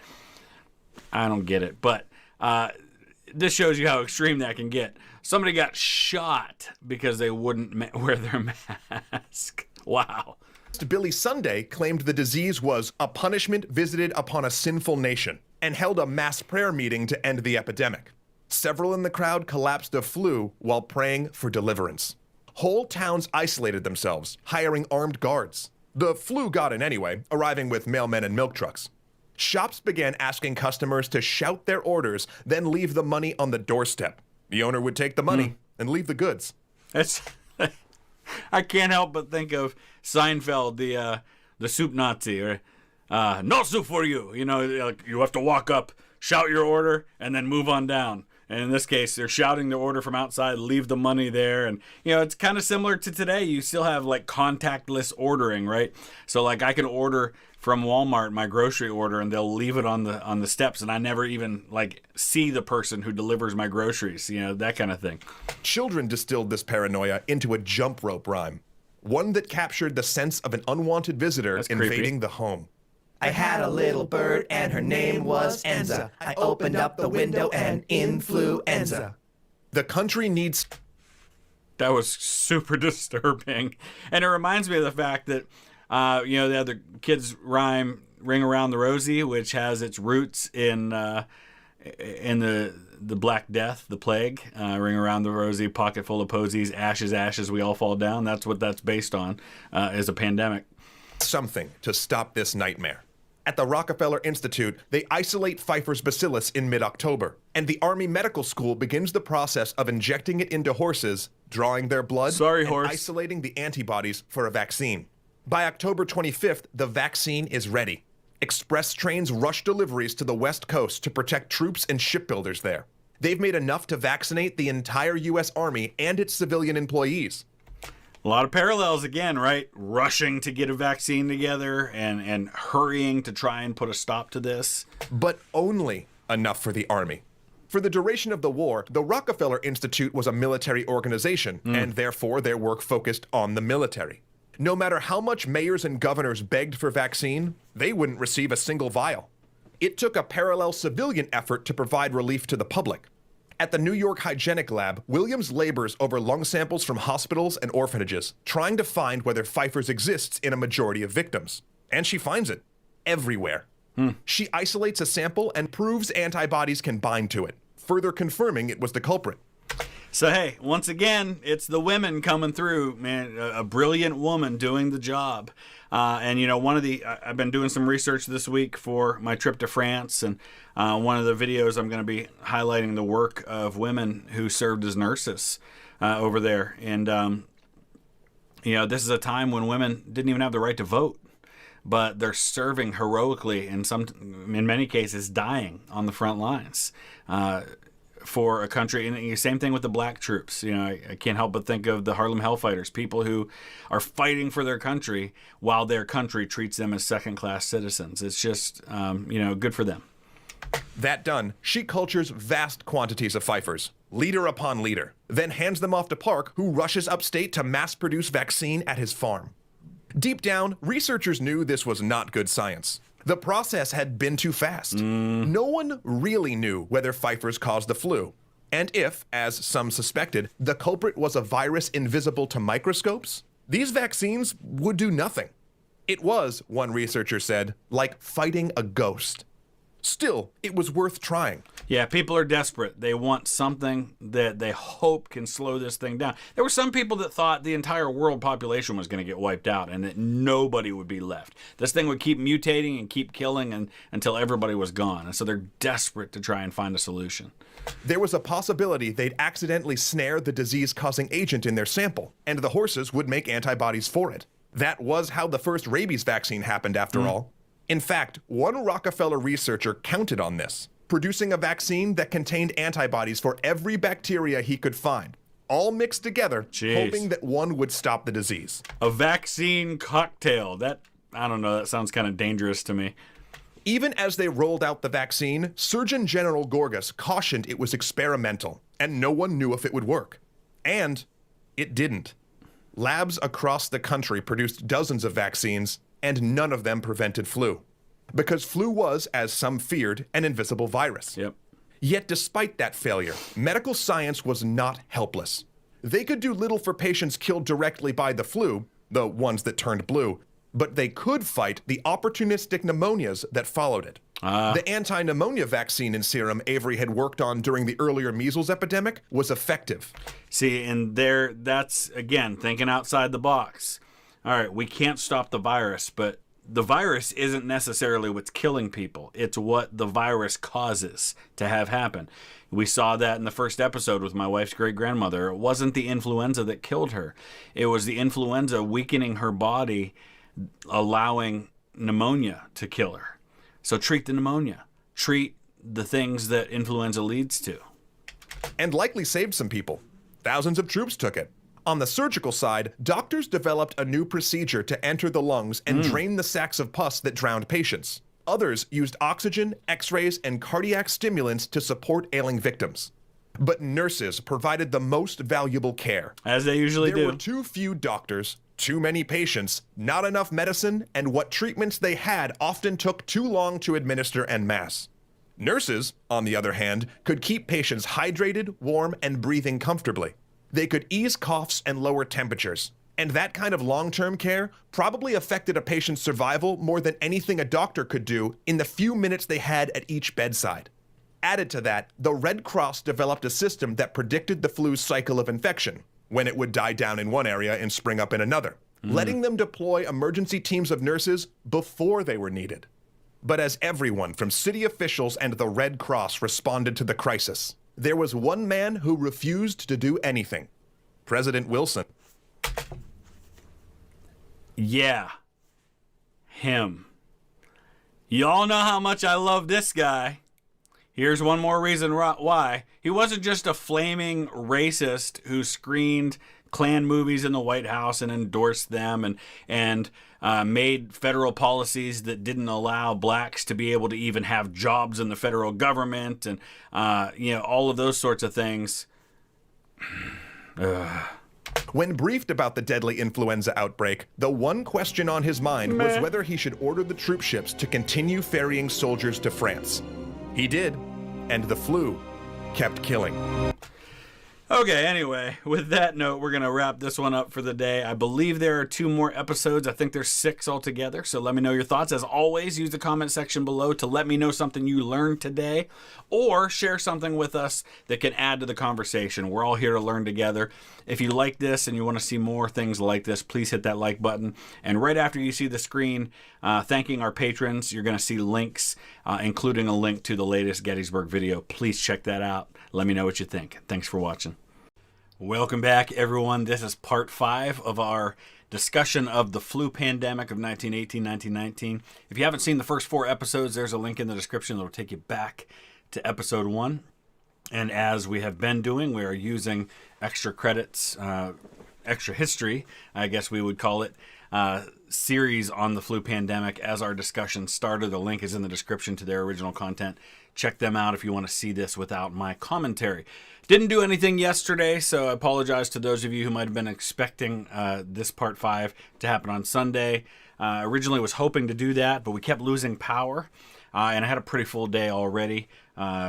We had a storm hit on our way home from church, and my church, it takes 50 minutes to drive home anyway, and so it took an hour and 45 minutes to drive home yesterday, and then I did the funeral for a friend from high school who sadly passed away from COVID, same age as me. So that was in the afternoon, and then my son had a high school soccer game in the evening, football to the rest of the world, against my high school. And I told him to take it easy on my high school, so what does he do? He goes out and scores 2 goals in the first half. Now remember, my son's in 8th grade. He's playing on the high school team. He's playing against 9th, 10th, 11th graders. And so he's had 1 goal in the first 4 games. And he goes out and gets 2 in the first half against my high school. And then he played in the second half in goal and shut them out. So, boy. Anyway, let's go ahead and dive into this. Couple things I want to let you know about upcoming. I am headed to France on Friday of this week. Man, I am so excited. You guys have been hearing me talk about this for like a month and a half. It's finally the week. We are here. If you want to see content from France as it's happening, a couple of things. Number 1, follow me on Instagram. If you used Instagram, I will be posting a ton of pictures every day from the battlefields of France. Give you a little preview of what you're going to see in the videos. That's totally free. Just follow me on Instagram. Second thing is, I'm going to post another video later this week, kind of as a preview to the trip. I'm going to show you specifically exactly what some of the videos are going to be. I've got planned something like 40 videos right now. I don't know if I'll get to them all, but I'll show you my list of what my videos are planning to be, where they're going to be from, things like that. I'm going to give you a little bit of a preview of what I've got planned while I'm there. I'm going to talk a little bit more in detail about what's going to be going on, but also my plan right now is to actually post nightly recaps of what I saw and what I did. And I'll post those on the channel, and those will be available to everybody. However, for our patrons through Patreon, as well as our members here on YouTube, I will be posting raw video from the battlefields. Those are kind of previews of the actual videos that'll be going up from the historic sites. The only way to see those is to be a member or be a patron. But I'll talk more about that when we get there. For now, it is time to dive into part 5 of the flu pandemic.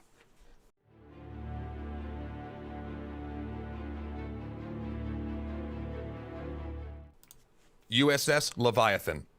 Splash. A body hits the water. Days earlier, armed military police had herded troops onto the Leviathan, sealing them in watertight compartments. It was quarantine of a sort. If one trooper had the flu, it would only affect the bunkmates sealed in with him. It spread anyway.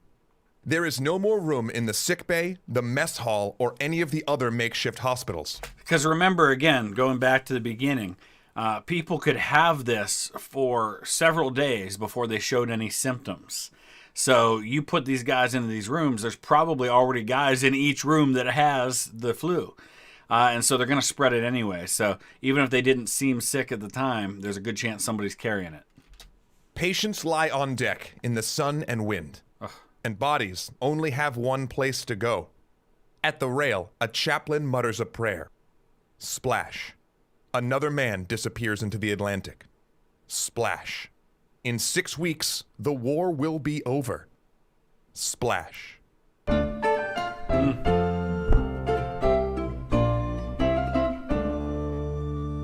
Leviathan isn't the only plague ship. There are many like it.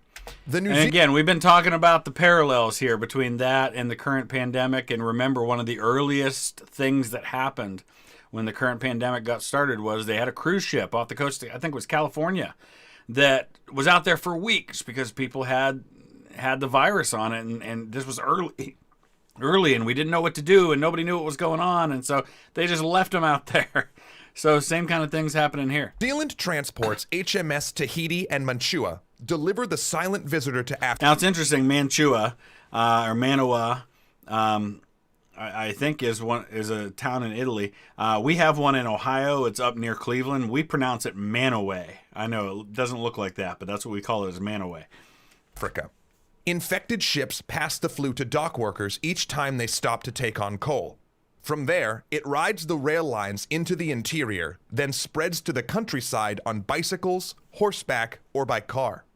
Each of the 3 waves of the virus, the mild first wave, the deadly second wave, and the less lethal third wave, radiate across the globe. It storms every continent, sparing only Antarctica. Tracking the disease from the Surgeon General's office in Washington, D.C., Welch's friend and replacement, Victor Vaughn, expresses alarm at the flu's progress. If this epidemic continues at its mathematical rate of acceleration, he writes, civilization could easily disappear from the face of the earth within a matter of a few more weeks. So obviously we understand a lot better how to calculate the growth and the peak of viruses and things like that than they did then. At that time, they're just looking at how fast it's growing, and they're just assuming it's going to continue to grow at that rate, but it doesn't really work that way. I'm not an epidemiologist, so I don't understand how it works, but I know that's not how it works. So, but we understand that now. He looks at his map. Kimberley, South Africa. When people speak about the flu, they'll always remember the sound of hooves and wagon wheels. It's the sound of the collection wagons, heavy with corpses. So there's a parallel going back to the times of the plague. You know, if you've seen the movie Monty Python on the Holy Grail, they have the spoof of that where they have the guy walking around saying, bring out your dead, bring out your dead. And they bring out the guy who's not dead yet. And he's protesting that he's not dead yet. And they tell him, well, just, you're going to be dead in a minute. And they have this whole back and forth with the guy with the cart. And he says, well, could you stick around? It won't be long. And he's like, I think I'll go for a walk, you know. But it was, seriously, that's what it was. I mean, if you are in a family and you've got several people die, what do? You're not going to, I mean, the funeral director, I mean, this is at a time too when you just didn't go to the funeral home and have a funeral at the funeral home like we did yesterday. You know, people had these in their homes. They had, you know, the front parlor of the house is where the body would be on display if they were embalmed at all. You just couldn't do that on this scale, especially when it hit a town and a lot of people died. The morticians couldn't keep up with it, so you got to, you know, go to things like this. The people of Kimberley knew it was coming. Railway workers tracked its progress inland on the rail line. It advanced 1,000 miles within a week. Kimberley is a diamond mining city, the largest in South Africa, and people here live and work in close quarters. Migrant laborers sleep in crammed concrete bunkhouses famous for spreading sickness. And this was a really common thing, and I want to talk about that for a minute, because even 60, 70, 80 years ago here in the United States, we had that. Where I live in Northeast Ohio, my wife's hometown is Niles, which is a few miles from where we live now, and 3 of my 4 grandparents grew up in Niles. And the reason they did is because their families were all from Kentucky. And to this day, not a week goes by that you don't see somebody from the town of Olive Hill, Kentucky, who dies in Niles, which seems really weird if you don't understand why. Well, in Olive Hill, Kentucky, which is this tiny town of like 1,000 people, they had a brickyard. They made bricks there. And there was a brickyard called Niles Fire Brick in Niles, Ohio. And Niles Fire Brick was expanding and needing workers. And they had a wave of Welsh immigrants that came in at one point. They had a wave of Italian immigrants. But the biggest wave of all of new workers to Niles Fire Brick came from Olive Hill, Kentucky. They bussed all these people up, gave them much higher wages, put them in company houses. And so my 2 grandfathers, my mother's father and my father's father, both grew up in the Niles Fire Brick Company houses on the same street. And so you lived in company housing. You bought most of your stuff at the company store. So you bought your food at the company store. You bought your home supplies that you needed at the company store. And so it was fascinating looking at my great-grandfather's income, because he made very little income, because most of his money that he earned from his job, everything was deducted from his tab at the company store, and his housing was deducted. And so by the time he paid all the money right back to the company for all his other stuff, he didn't have much to show for it. And so it was a real racket they had going on there. You worked for the company, you earned money from the company, but then you gave that money right back to the company to buy stuff from them. And so this is a really common thing. People begin to fear each other. When someone sniffles in a shop, people turn away, veins turning to ice. The distinctive scent of the flu is like straw, they say. You can tell infected houses by the smell. Fear leads to dark places. Yeah, it does. Whites begin blaming their black neighbors for the disease, and within 5 years, their concern with hygiene will put forward a law that bans black South Africans from entering urban areas without a pass. It's another brick in the rising wall of apartheid. So apartheid, long story short, and this was something that lasted, I think, into the early 1990s. Basically, even though the majority of people in South Africa were black, all the power was held by the white minority. And that's why you have somebody like Nelson Mandela, who becomes this incredibly heroic figure, because he was the leader that was speaking for that black majority and got imprisoned for decades because of it. And that's a whole other story we could get into at some point. But yeah, this is one of those early bricks in the wall, as they say. Across South Africa, the trauma brings several village prophets to the forefront, preaching religious and social revival while describing visions they've had while in the grip of Spanish flu. Some later ally with the African National Congress to fight for political rights. They will be jailed or locked in insane asylums. The flu, with no concern for politics, rages on. It's good that the mining city of Kimberley is full of excavation equipment, because they'll need it for the graves. 2,500 miners die in the autumn wave, a quarter of the city's working population. Wow. By the time the epidemic is over, 9% of Kimberley's citizens are buried in the diamond sheltering earth. The country, the worst hit in Africa, will lose 500,000 people. But another colony will see at least 20 times more death. India. Traditionally, Indians cremate their dead on the riverbank. Well, and India's got far more population, so it makes sense that they would have 20 times that number. Basically, a third of the entire world's population live in 2 countries, China and India. It's just amazing to think about. And release their ashes into the Ganges. But there's nothing left to burn. Dead bodies clog the wide river, gathering in clumps. India is no stranger to outbreaks. Just 2 decades before, the country had battled Black Plague. There's the pickle but the again. behavior of Sorry, I couldn't help it. the British colonials during that time had made Indians wary of Western medicine. They'd herded people into health camps, burned personal possessions, and sprayed carbolic acid into homes. Carbolic acid is something you don't hear about very often. And I don't know a whole lot about it, but I do know this, that at that time in history, it was widely available and it was very often used as a way of taking your own life. You will find a lot of death certificates from that time period that show the cause of death as ingested carbolic acid as a means of suicide. It's a horrible way to die, but it was a pretty common thing for a while. In other places, they did nothing at all. So even as flu whipped through the country, British officials offered little help and Indians accepted even less. Western medicine was largely reserved for the rich colonials or those in the cities. But there was an organization that tried to help. And often, they were the only ones serving rural areas. Red Cross? The independence movement. Oh, we're in India. In the rural villages, college-trained activists deliver medicine via bicycle or horse. Much of it is indigenous folk medicine that just managed symptoms, but given that every Western institute, from Rockefeller to Pasteur in Paris to Koch in Germany, had failed to produce a cure, it was no worse treatment than the ill-received in the US or Britain. Hey, at least they're trying. They're trying to do something. And, it's easy to look back 100 years later and judge and say, come on, homeopathic, holistic stuff. At least they're doing something, and they're trying to fight this thing, and I give them credit for that. The message was clear.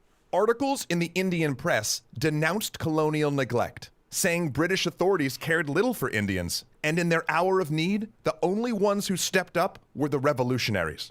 They had the grassroots support they'd struggled so long to secure. And so, India took another step closer to revolution, its independence movement gaining legitimacy even as one of its most predominant leaders, Mahatma Gandhi, was out of action. The virus nearly killed him. According to recent estimates, between 14 and 20 million Indians died from the flu, the most from any single nation. So let's pause and look at that for a second, because obviously India's got far more population than the U.S., but they also often have much more cramped conditions in many places. And then France, of course, you can understand. But these are some of the most populous nations, but also some of the most urbanized in some ways. The people living in cities and things like that. And of course, we probably don't have numbers for some places like China, for example. And yet the flu killed on, affecting each country in its own way. Japan called it sumo disease, since the first outbreak exploded after a public wrestling match. There, the wearing of face masks became... And there's precedent for that in other situations about naming a disease after a place it breaks out. I don't mean like a country, I mean like a specific place, like the sumo disease. We have something called Legionnaire's disease. And it first broke out among people who were at I think it was a American Foreign Legion convention or something like that. Became so ingrained that it remains a practice today.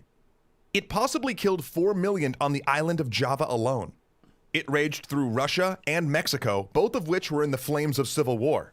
By 1919, it had penetrated even the most isolated regions.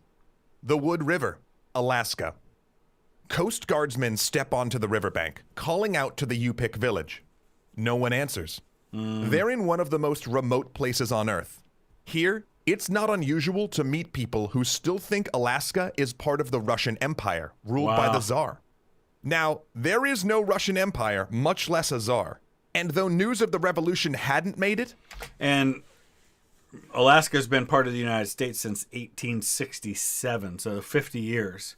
But yeah, I mean, if people live out in the wilderness, if they're 70 years old plus, then easily they could think that. It was bought by the United States by, I think it was during Andrew Johnson's administration, Secretary of State was William Seward, and they called it Seward's Folly at the time, but then they found gold and it became worth it. The flu had. They've heard reports of devastation at the inland villages. The disease strikes native populations especially hard. The guardsmen are here with a doctor to offer medical aid and assess the impact. But the village seems deserted. Their ensign hears something moving in one of the earth houses and opens the door to investigate. He slams it and backs away, calling for a rifle. He then smashes in a window and fires into the house again and again and again. Rats. He only stops when everything inside no longer moves. It's gotta be rats. Then they douse the village with kerosene and burn it to the ground. For the rest of his life, he will never forget what he saw. 3 enormous sled dogs, starving and feral, fighting over the bones of a dead family. Ugh. As the guardsmen discovered in Alaska, Spanish flu proved to be especially deadly to native people with isolated immune systems.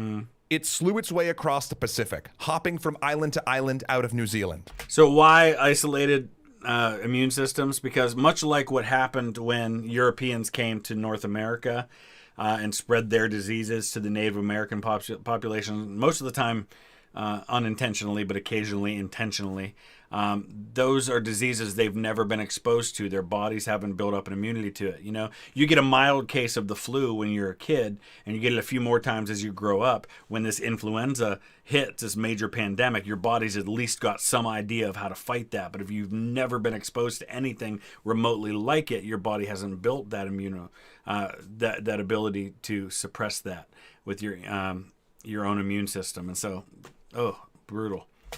In Fiji, 5% of the population dead. In Tonga, 10%. In Vanuatu, it killed 90% of people in some villages, wiping out 20 unique languages. Wow. And then it reached Samoa. Pago Pago, American Samoa. Commander John Poyer, the naval governor of American Samoa, liked to follow radio reports on the wire. It gave him news from the war, from home. He could keep his finger on things. Suddenly, one item stuck out to him: Spanish flu in New Zealand. He'd been governor of American Samoa for about 4 years and knew Western diseases posed special danger to Pacific Islanders. Yeah. And with New Zealand having taken neighboring Western Samoa from the Germans, there was probably ship traffic passing between Auckland and Western Samoa's port of Apia. Poyer radioed his sister territory. Why, yes, they said. There had been a ship from New Zealand. And yeah, there was some local disease flaring up. Why? Poyer sent an order to the docks. And see, he understood. The guy he's talking to, yeah, there's a local disease, and not a huge deal, but he's been following the news. He understands what's really going on here. Close the port. No matter who comes, deny them the right to land. Dock them at the far end of the pier and move anyone ill to Navy quarantine vessels. Work with the villages to form shore patrols and catch those who try to sneak in. He radios a warning to his counterpart in Western Samoa and offers quarantine and hospital ships if needed. The governor of Western Samoa, offended by the aid offer, hangs up.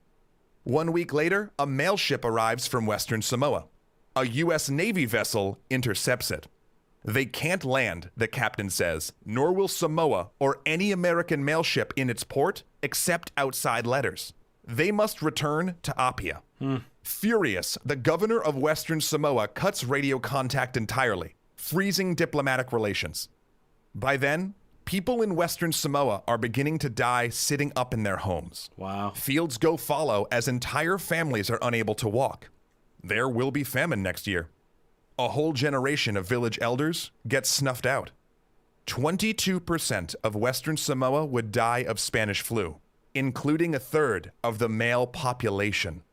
American Samoa continued its quarantine until 1920, until the last reports of Spanish flu subsided. It would be the only place on Earth that registered no flu deaths. Wow. The fever... That shows you the difference that can be made by being proactive and you know, things like that. And so, again, seeing the parallels, if you are a person in a place of decision making and you're looking at history and you see what happened before, even though it's a different pandemic, a different disease, you can see why some of the choices were made that were made. Now, we can debate whether or not they were the right choices or things like that, and I don't want to get into that debate, but you can see how learning from history has informed some of the decisions that have been made. As always, let me know something you learned in this episode that maybe you didn't know before. Use the comment section below, or share something with us that you can add to this particular part of the topic. Don't forget to follow me on Instagram if you use that, and be watching in the coming days for my big in-detail preview of my trip to France. Thanks for watching. Welcome, everyone, to the 6th and final part of our look at the 1918-1919 flu pandemic. We are using Extra Histories series, which is fantastic, on the pandemic to be our discussion starter. You guys have been sharing some incredible stuff this week as we have talked about this. Everything from a background about what was going on in your country if you live in places that aren't being talked about, to the very personal stories about members of your own family. And I love that stuff. Just as I share my stories from my family, I love hearing yours. So please keep those coming as always. And as has become our new practice, I invite you to leave a comment at the end of watching this video and tell me something you learned you didn't know before, or share something with all of us that could add to our knowledge of this pandemic and what happened during the history of it. Please, if you like what you see, hit that like button, and I encourage you to check out the original content creator as well. They do usually, after a series like this, do what's called a lies episode, where they go back and cover some of what they got wrong. And listen, I recognize this because I've done it many times myself. There are times, when I'm doing these videos like this, all of this is off the top of my head. Unless I stop in the middle of the video and do some research, which I usually tell you as I'm doing it, I don't go and look into these events beforehand. So I'm just reacting from what I already know. So occasionally my memory's wrong and I get something wrong. And usually within a couple hours, several of you have pointed that out, and I'll usually correct that on the next video, but also put a pinned comment on the existing video to let you guys know that. So same thing with Extra History. There are going to be things that even when we do research, sometimes the research we do gives us wrong information. And so it's awesome that they go back and cover that. I don't do reactions to that stuff just because I feel like there wouldn't be a lot for me to add. But I definitely encourage you with any of these series from Extra History that I do to check out their lies video just to get that further information. I'll go watch it on my own after this video today, but I won't be reacting to it. Heading to France in 3 days. So there's going to be a lot of World War I content coming your way, and probably tomorrow, maybe the next day at the latest, I will be posting a video as kind of our final preview of what you can expect for that. Before we get started, I do want to give a quick shout out. Sorry, I had to pause for a second there. I want to give a big shout out to Owen Freed, who is our newest executive producer level patron. Thank you so much, Owen. And he also reached out to me and we had a chance to talk, and I'm grateful for your support, as well as the support of everyone who is a patron or a member. And all of you who watch these videos, leave a comment, hit that like button. Those of you who have subscribed, I'm grateful for this incredible community we have here, and I hope that you're as excited as I am to be a part of it. Here we go. Let's dive in.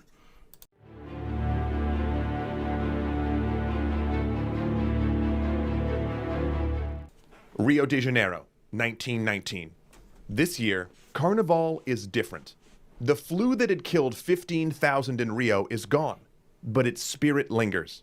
Float crews adopt macabre themes taken from the height of the outbreak. There's the Block of the Holy House, playing off a popular euphemism for the hospital. Behind them parades the Block of the Midnight Tea, named after a rumor that doctors killed terminal flu patients with opium overdoses. Wow. Streetcars pass, decorated with teapots and cemetery gates. A few months before, the same streetcars had collected the city's dead.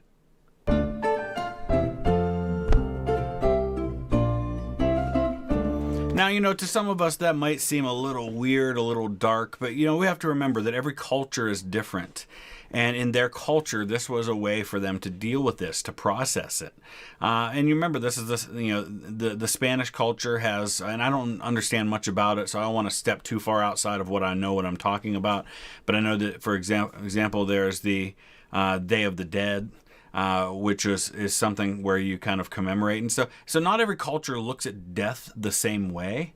Not every religious background looks at death the same way. So I definitely don't want to get in a place where I judge how they choose to deal with it. And in fact, in some ways, I really kind of respect and admire that it's something that they are just recognizing, hey, this is a part of who we are now. This is a part of what we have all collectively gone through together.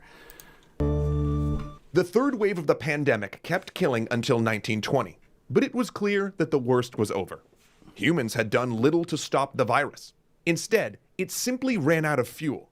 Those who caught it became immune, and it spread across the globe so fast, infecting so many people, that herd immunity began to protect those who escaped previous waves. But there were still flare-ups. On November 11th, 1918, the news broke. An armistice. The Great War was over. So the armistice, and this is something I'll talk about more in France, it gets signed a little after 5 a.m. on November 11th. The Germans wanted it to take effect immediately. And I say Germans because the other Central Powers had already dropped out of the war by this point.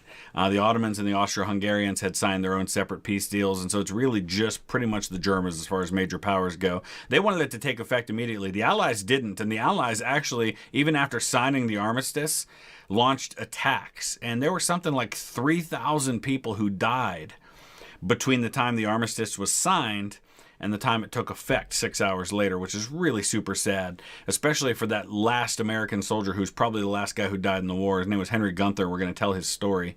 Died at 10:59 as German soldiers were waving at him to not charge at them because they didn't want to kill him. They knew it was about to be over. It's very, very sad.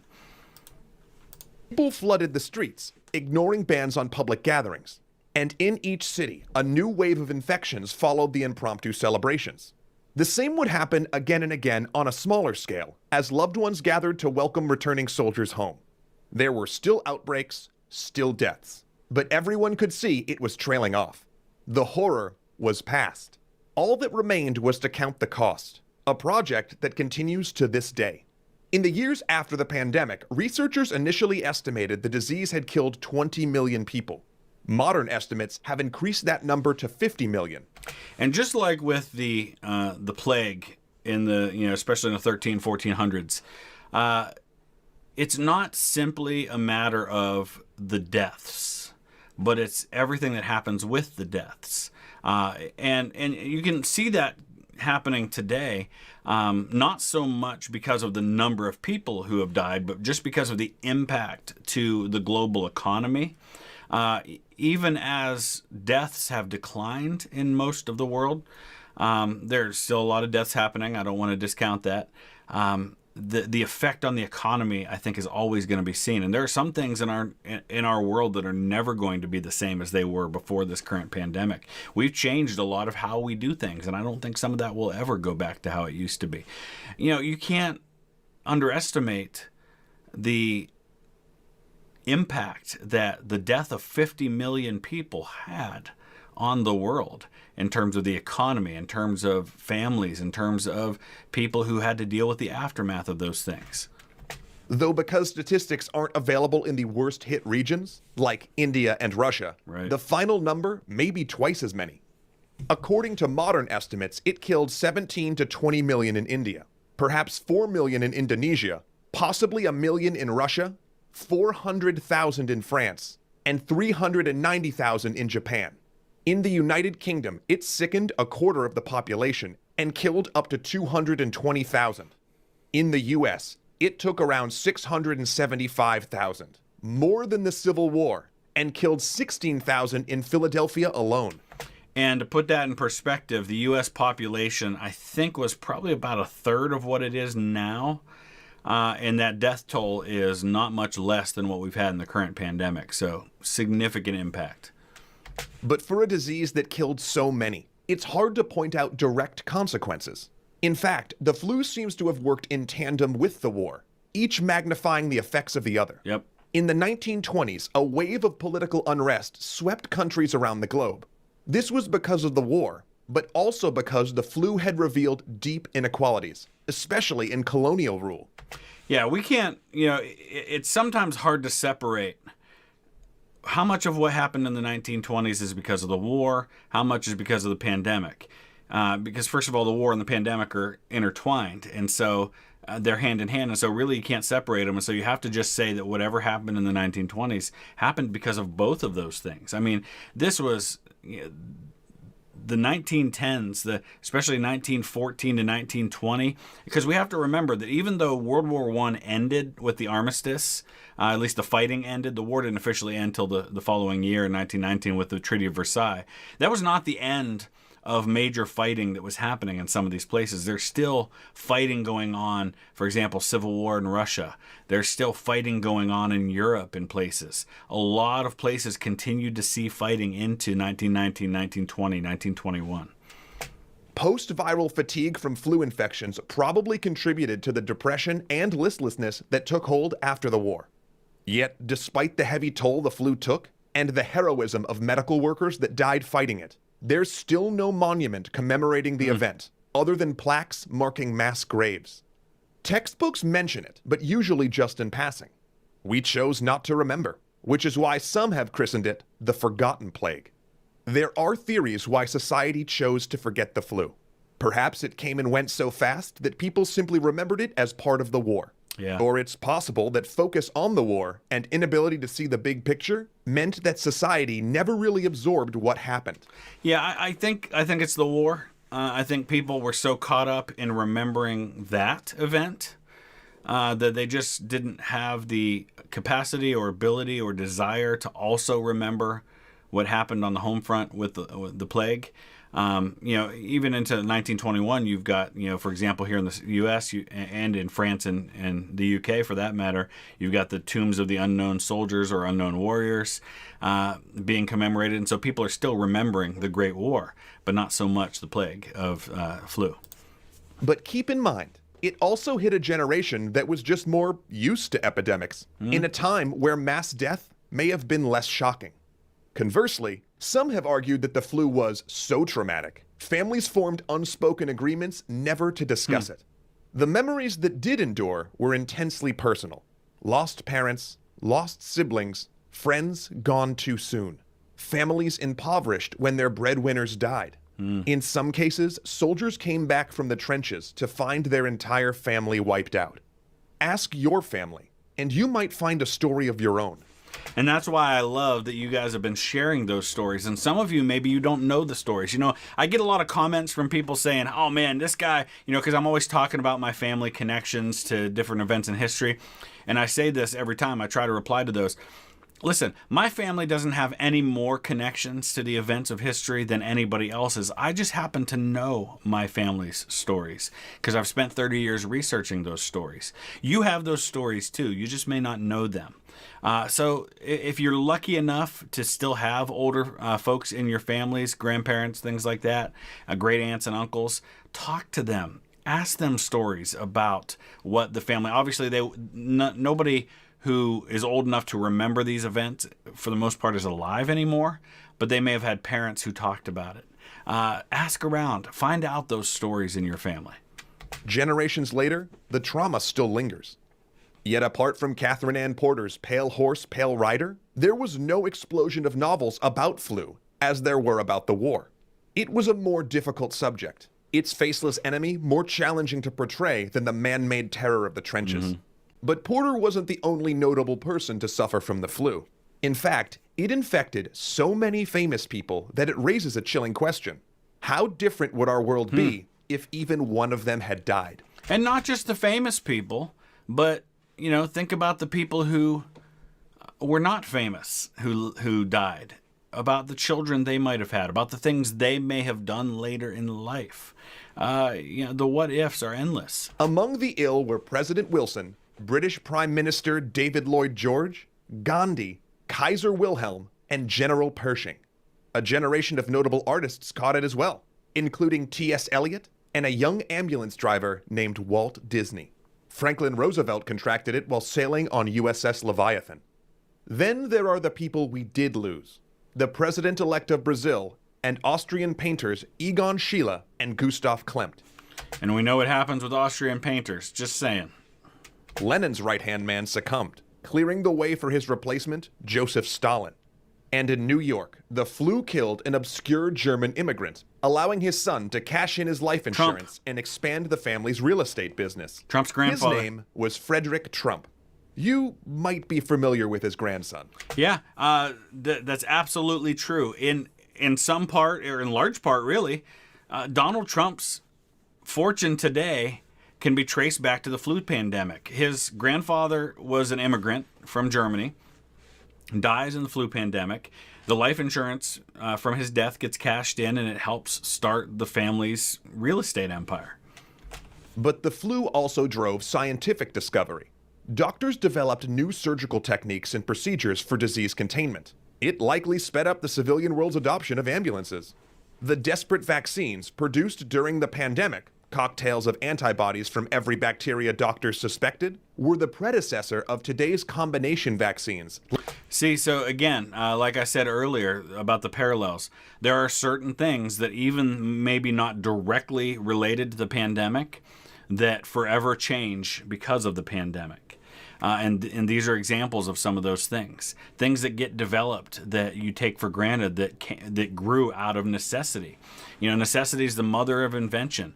When you have to do things differently in order to deal with an evolving situation, and you realize that different is better, you never go back to the way things were. Telehealth is an example of that.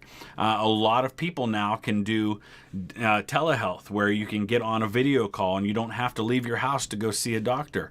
A lot of people who work from home will probably never go back to not working from home because we developed new ways of doing things.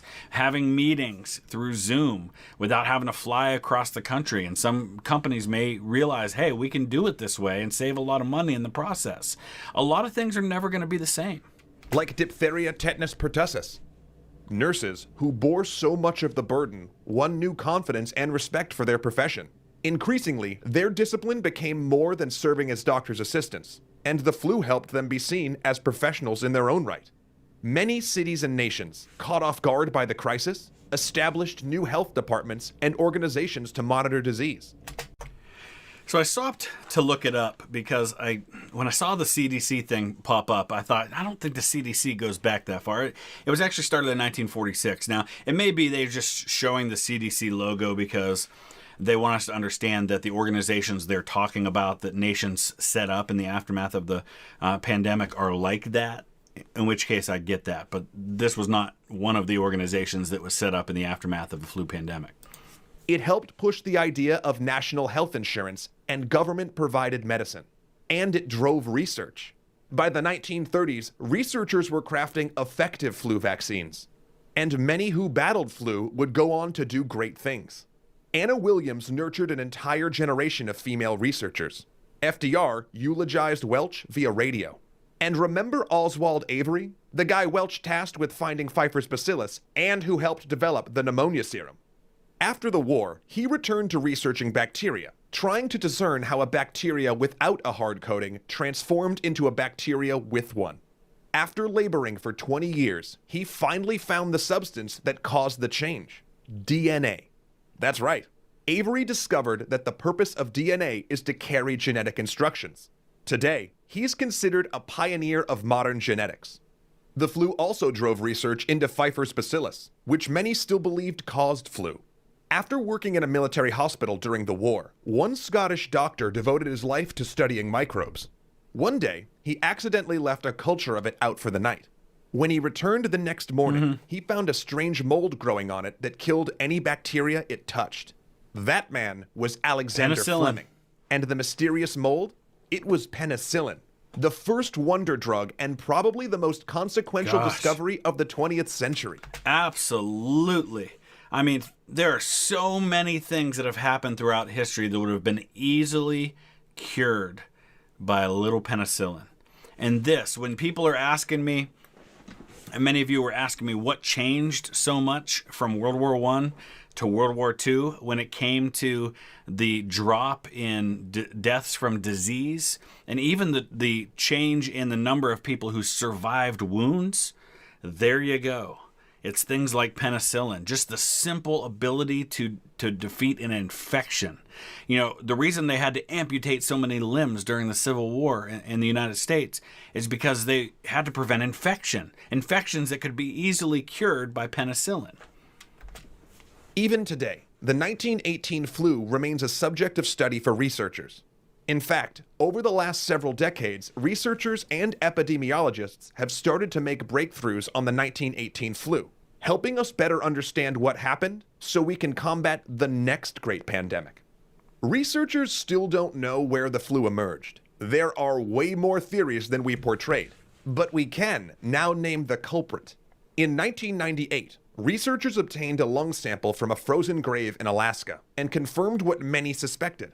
The 1918 flu was H1N1, Avian flu. an avian strain. Yep. New then, but is less dangerous now that our immune systems have had a century of exposure.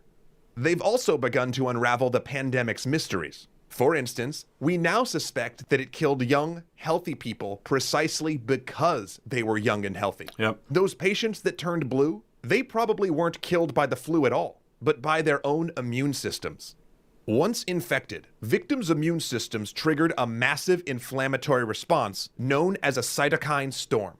But instead of neutralizing the flu, this enormous release of disease-killing cytokines filled the lung sacs with fluid and inflamed them so much they couldn't absorb oxygen. But the greatest lesson of the flu pandemic is that flu can't be ignored. We don't shrug off new flu strains anymore. In fact, many health organizations monitor both human and animal strains, predicting the dominant variety each season and creating vaccine ahead of time. So this is a great example of learning from the past. Now they keep an eye on this stuff. Places like the CDC, that's their job. Before the last couple of years when we started hearing about them all the time, they were the ones who were always watching and keeping an eye on things. And when something broke out that had never been seen before, they would go and monitor and they would investigate and learn about it and try to predict. It's so much like predicting earthquakes and predicting volcanoes and all these sorts of things. It's the job that they have, is to try and learn, watch what happens over time, and then try to project outcomes. Are they right all the time? No, because science is a learning process, and there's no place that you arrive and okay, now we know everything, and we never will know everything. If a new strain does arrive, we'll be much more prepared than doctors were in 1918. We have electron microscopes, antivirals, vaccine labs, and tested containment plans. But a vaccine would still take months to produce, meaning we'd start by using the same measures they did a century ago. Voluntary quarantine, banning public gatherings, staggering Not Hamilton. No, not Hamilton. I like that, though. That's really cool. work hours. In fact, as Rob researched these episodes, the city where he lives, Hong Kong, closed schools to prevent a seasonal flu outbreak and killed birds that tested positive for avian influenza. A century later, the battle against the 1918 flu and its offspring continues. So seriously, get your flu shot. So I believe that this was made before the current pandemic. Yeah, 2018. So, I mean, everything they said there was not at all influenced by what we're currently experiencing. That was a good 2 years before we really got hit by everything that our world has become today. So, interesting stuff. And I want to say once again, thank you guys so much for keeping it civil on the comment section. I know that there's a lot of strong emotions about anything that's current, and we all have, very strong feelings about what's going on in our world today and how to deal with it or not deal with it, and personal things versus what the government's role is. And I encourage you to have those discussions. We need to have those debates. I just don't want to have them here. And I appreciate you guys honoring that. So thank you so much for that. Please make sure you have your notifications turned on so that when I do upload in the weeks ahead, you will not miss any of those things. Hit that like button and let me know your thoughts in the comment section below as we discussed at the beginning. Thanks for watching.